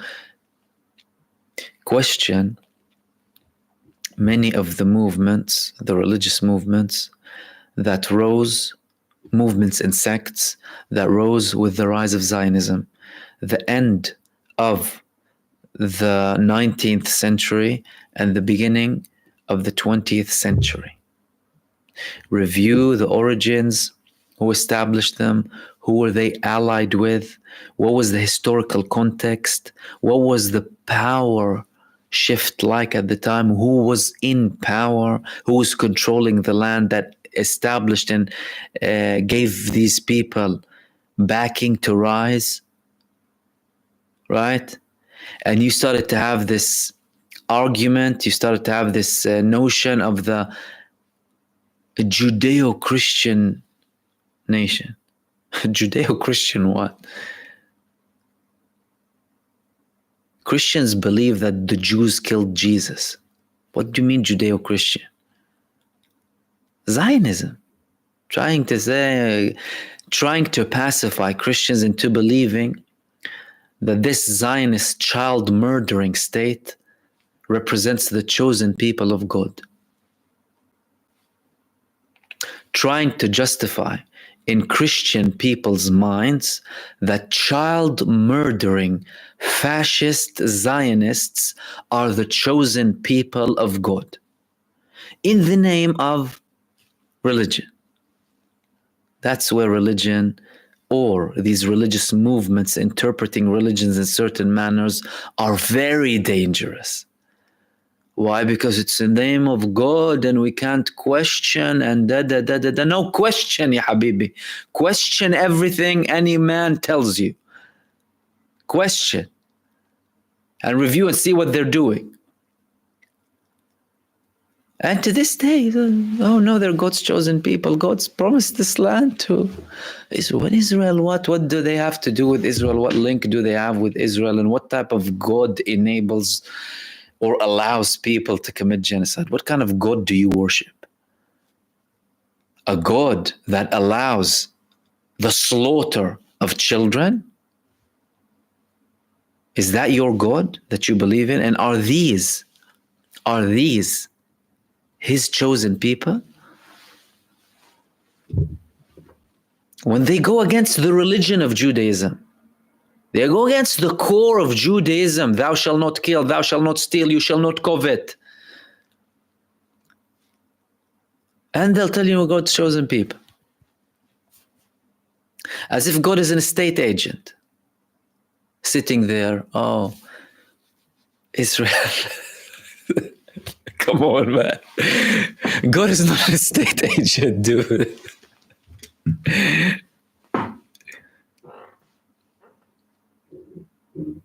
Zionism, Tangerine Sky saying Zionism doesn't square with the teachings of Jesus Christ. Look, Zionism doesn't square with the humanity. What are we talking about?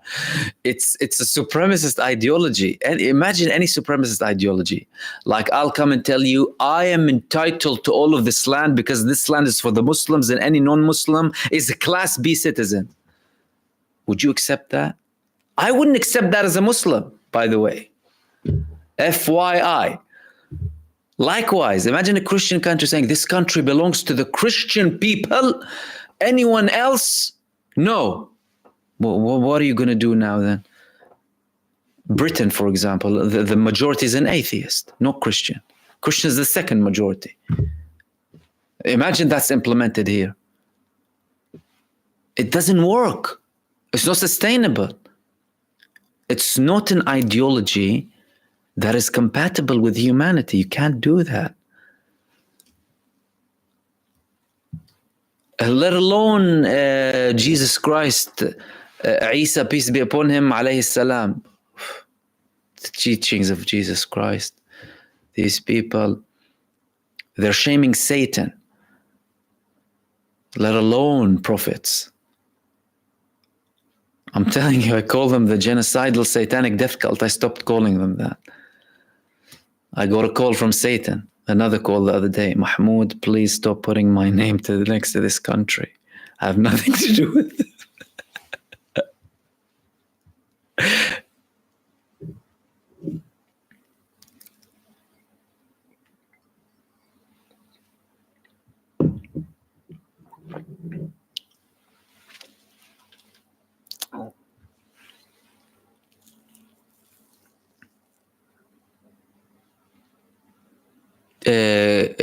Kathleen is saying, Mahmoud, I don't know if you're seeing mine or not, but just so you know, Al Jazeera put another one, lobby, special for the US after the UK one. They filmed them at the same time. Actually, I think I saw the American one as well.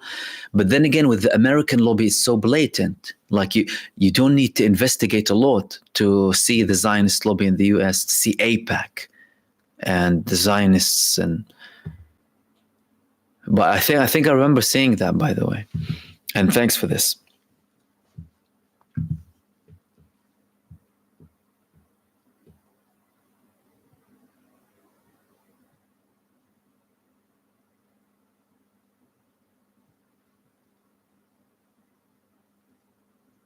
Here, William Charles is even telling you, ladies and gentlemen, secularist for Palestine. I know.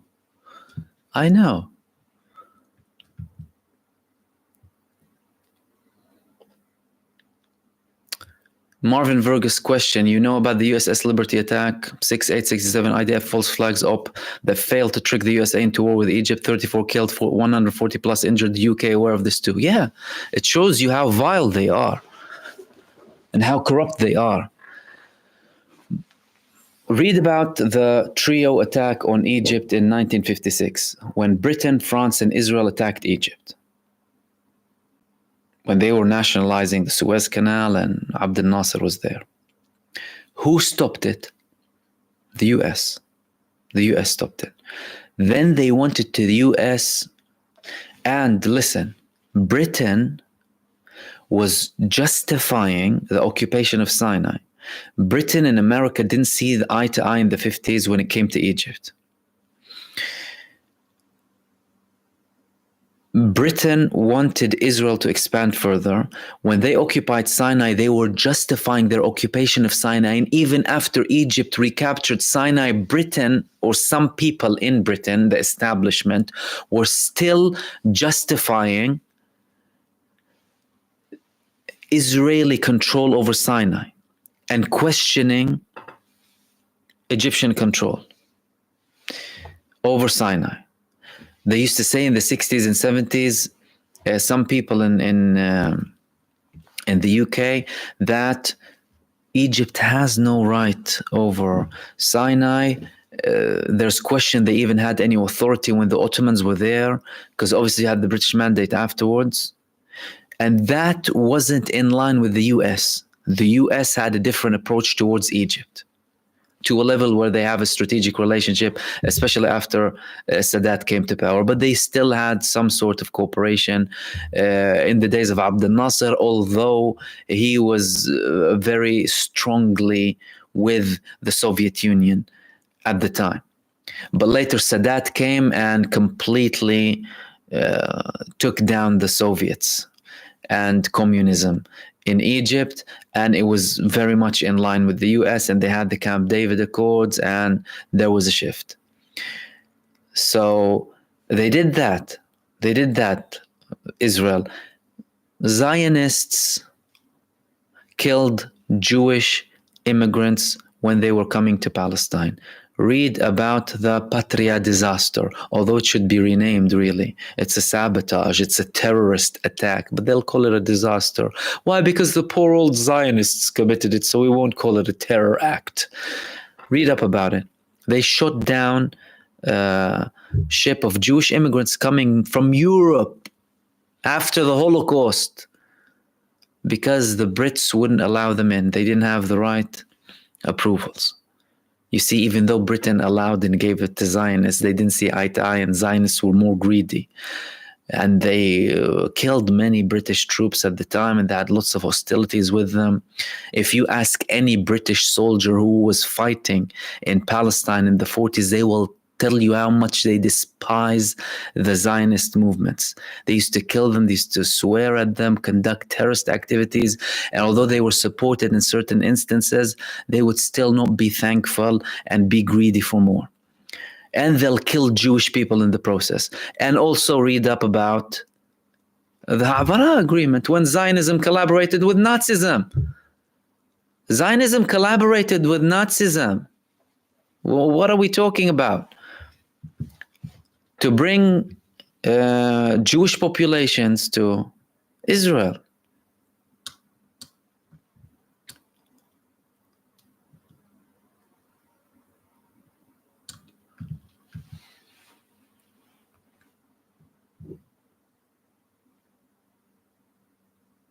Catherine is saying Starmer's freaking out and thinks he can bluff people with more lies, namely his Labour Party will call for a ceasefire.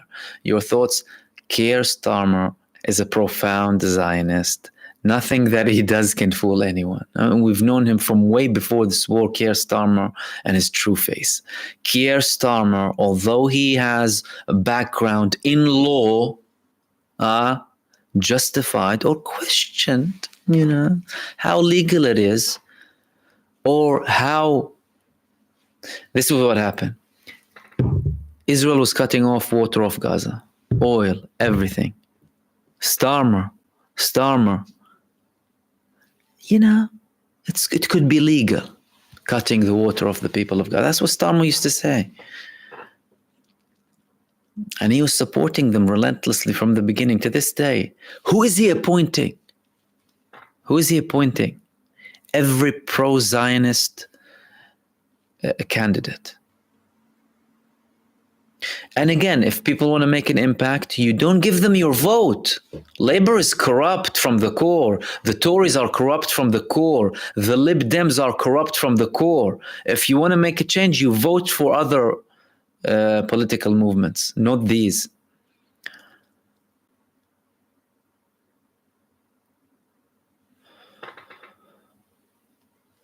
SJ, thank you for your super thanks. In Arabic, أنت محل تقدير كبير. شكرا, thank you, merci. My pleasure, thank you so much. شكرا. I really appreciate your super thanks. Bill Nye, the highest guy. I love that name. Mahmoud, what do you think of Pan-Arabism? The whole event to Syria until Sykes-Picot. Totally makes sense. I like unity, and I am pro Arab states uniting. Although I think now the more realistic manner to do it is to have some sort of, to begin with an economic unity, obviously. I think states should still have their own powers locally. There should still be local governments too, because what I don't like is a country dictating everything. No, that doesn't make sense, because each country and parts of each country, by the way, that's why you have local councils and what have you, they understand the needs of each population more, so there should be local representations. But I think it would be great to start off with like an economic unity, open borders, right? Free movement, things like that. We're not very close to that day, I'm afraid. And there's a country called Israel in the middle as well. Don't forget that. And it's there for a reason.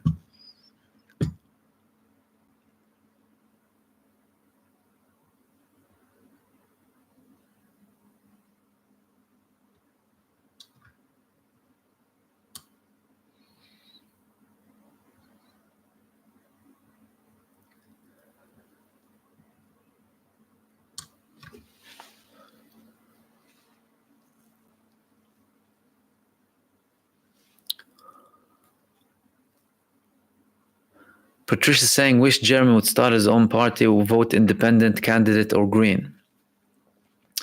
Jeremy Corbyn is very brave in his positions. He's an activist from a very, very long time ago. The man, you need to remember, the people like Corbyn, he was an activist when he was on his own.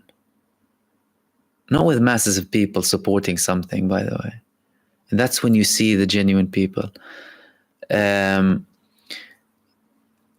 obviously you had this massive smear campaign when he ran for elections. But what happened is, I think Jeremy Corbyn could have potentially used that momentum he had, because he brought over 500,000 to Labour. Members, not supporters. Jeremy Corbyn himself.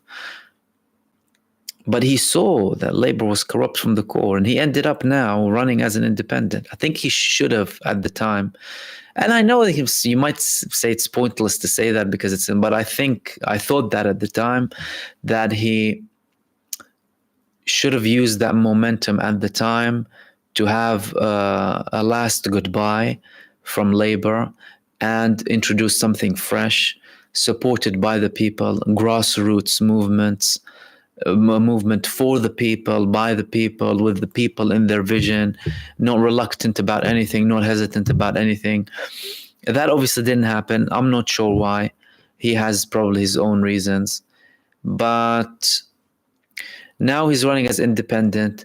If we have more success to the independent movements, Green and Workers' Party, there could be a good coalition. But I'm not sure, to be fair, if you will reach a level where all of them combined can do something on their own. So if there would be a coalition, unless Labour gets a majority, by the way, and that's likely, because at the end of the day, politics in Britain, generally, if you want to know who wins the elections or what happens in the grand scheme of things, look at the Daily Mail, or what I call the Daily Fail, or the Sun, what I call the Spun. Look at both of them, who they're supporting. Usually, what the Daily Fail and the Spun support comes to power. When they supported Blair, Blair came. When Rupert Murdoch told them, that's your end now, I'm going to support the Tories, your time ended, they were like, what? We were good friends, we were besties. Tony Blair was in the yacht with Murdoch and da. No, your time ended, it's now time for the Tories. The Tories took power. By the help of who? The Lib Dems. Don't forget that. If it wasn't for the Lib Dems, the Tories wouldn't be in power. Wouldn't have came to power in 2009. So that's for everyone who likes Lib Dem. But now you could see a shift. Obviously, if Labour doesn't get a majority and they form a government on their own, you might, that's again, you need a big drama. That would be like very dramatic.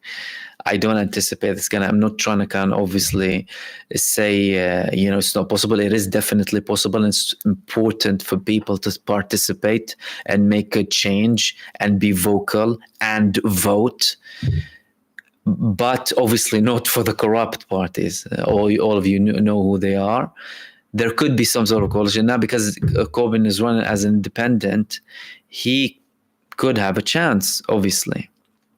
But I still do view that period, that was a missed opportunity. And look, Galloway is gaining momentum as well with obviously the Workers' Party. We still have a few months left. Labour and the Tories will try and pacify as much as possible with people who are furious about them when it comes to Gaza. Farage is irrelevant. He's trying to be relevant, but everyone knows he's a sellout. He's not even a genuine right wing. He'll sell his soul to the devil. He had his opportunity against the Tories before he sold out last second, literally. But there's a shift. And look, a shift is good. So even if you're not in power immediately, the more sane voices who work for the people, for the benefit of the average person, locally and internationally, who view other peoples as equal human beings and work for social justice and global harmony, a more equal world, a more just world, a more peaceful world, that's good, even if you have the voices speaking up for it. With the focus, obviously, because in each country you need to focus on the people who voted for you. You have responsibility towards them, the mandate that they've given you. Now, much of the mandate that people are giving the independents and the new movements is for Gaza. Imagine how selfless that is. So I'm giving you a mandate because of your position against the genocide. And that's something beautiful. Saying that, hold on, I'm privileged. I live in a country. I'm having a conversation as to what to eat, right? Tomorrow or today. And you have people being bombed to death. No, that's more urgent now to make a shift there. And I'm ashamed that my country is doing this, right? This is where you see the true nature of people. So that's good. That's excellent. Why? Because if your country is complicit in something, you have priorities in life. Hanan Y, thank you so much for your super. Thank you. You said, thank you for helping me stay sane, Mahmoud. You're the best report. Thank you so much. I'm glad to hear that. Thank you so much. That's Hanan Y for your super. Thanks.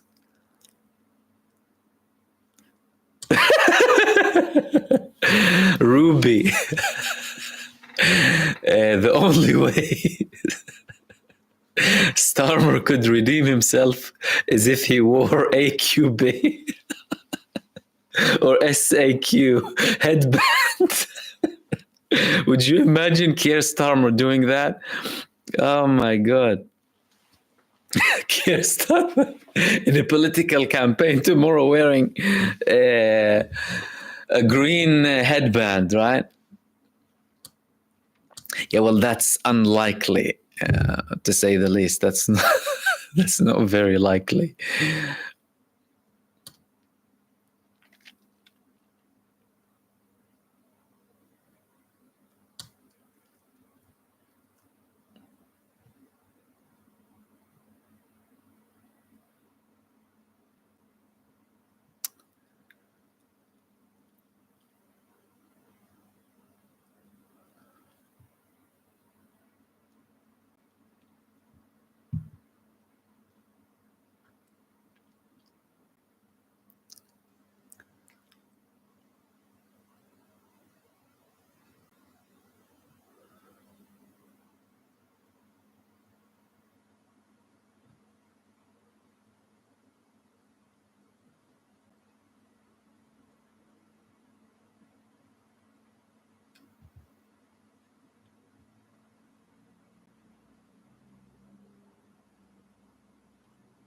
Conrad Jones saying, correct, Mahmoud, Labour got in with Tony Blair when the Sun told the sheep to vote Labour. Yeah. Remember how close he was with Murdoch at the time as well? He was so close with him because Murdoch wanted to push him to Iraq, obviously, when the population was against it, and drag the British army to this criminal war. And that, look at how important public opinion is. This is how important it is, because it justifies these wars. So he wanted him in. Why? For the Iraq war.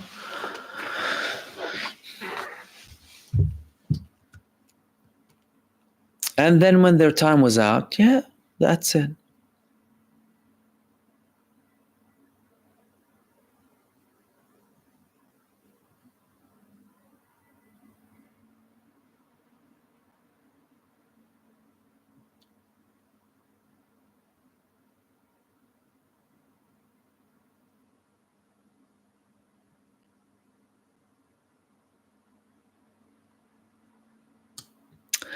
Marvin saying, is there any Muslim-centric political group in the UK? What group exists for Muslims in the UK? You would think Muslim power could have influence in politics.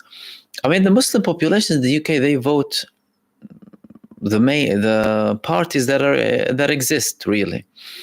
And I wouldn't support the notion that Muslims should have a group that's only for Muslims. I wouldn't support that. And I think it's important for each community, including the Muslim community, to support a political group that represents the greater good for everyone in the country. Obviously, with what's happening in Gaza, most of the Muslim community are very vocal, like, you know what I mean? That's like a key thing. You're not just talking about Palestine. For Muslims, talking about Al-Aqsa, the third holiest site in Islam. So that's why you saw many of them completely shifting away from corrupt Tories and corrupt Labour, right? And now voting for the alternatives. And that's important. And with politics, again, I think that political groups should not be only solely for certain communities, or I'm personally against that. I think political groups should work for the populations collectively and be concerned about everyone equally, the people in the country.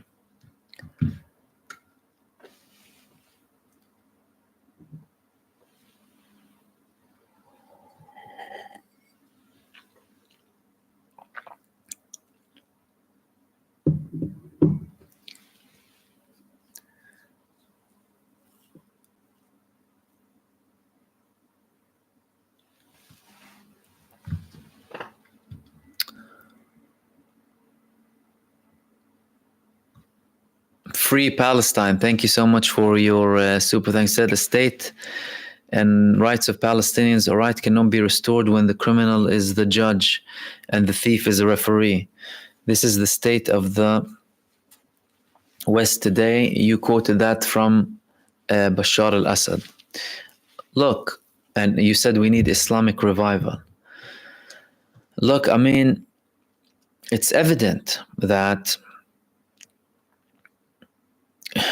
they're taking the position of judge, jury, and executioner. So, obviously, from a long time ago, especially when you talk about the Palestinian case, there was no faith in international bodies, really. Everything with international bodies used to be ink on paper. Nothing was implemented from a very long time ago. And all of that needs to change. And unfortunately, it doesn't change unless you have a multipolar world. More equality and more powers coming in the scene. It can't be US-led. It won't be US-led forever. And it's changing.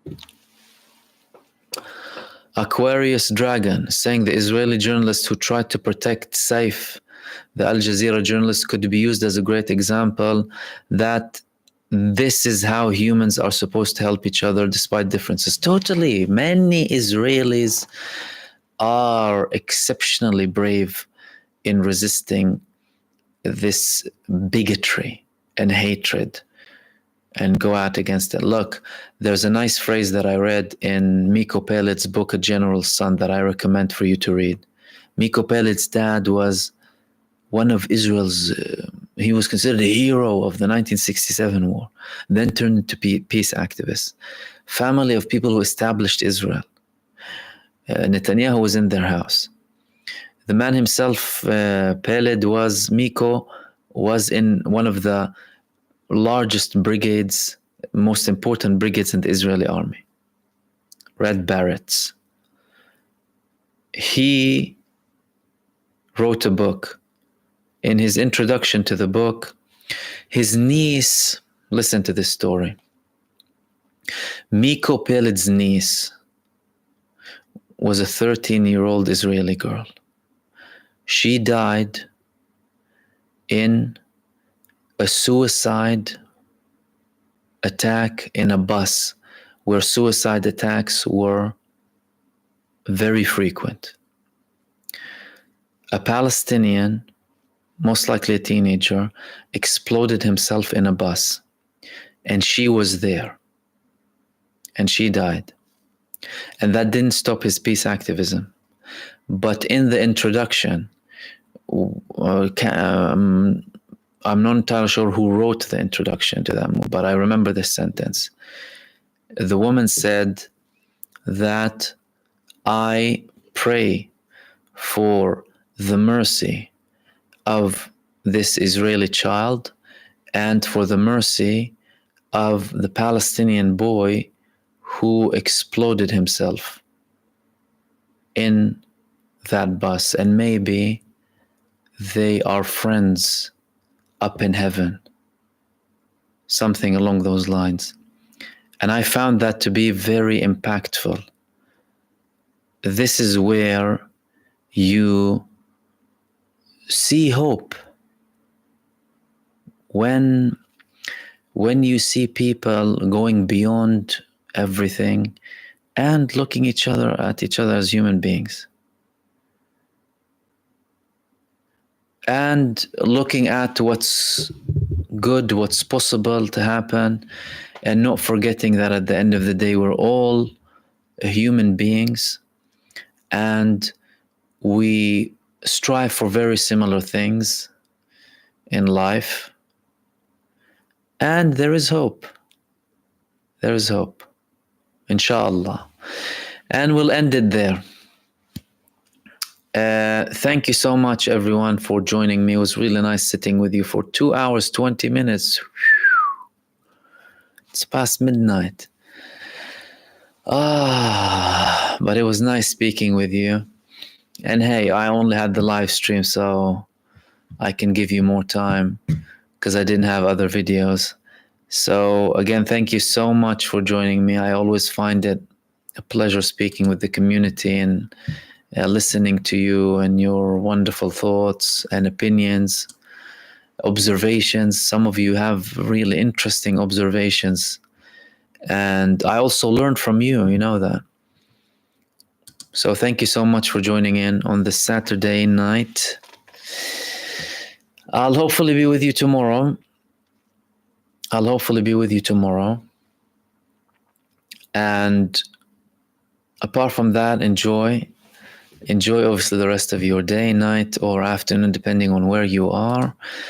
And before we leave, a very special thanks to everyone who sent super thanks: Elizabeth Holloway, Manuel, AK, Marvin Vergus, Dennis Huggins, Lily M, Fiza, R. Christie, Amin, El Karaki, my brother, thank you, Warsan Fire, Egbertina, Patricia, Gail McClary, SJ, Hanan Y, and Free Palestine. Thank you so much for your super thanks and for supporting my work. I really appreciate you. You're part of this work and this journey, and everyone who participated and viewed, and all of our new subscribers as well. Welcome aboard.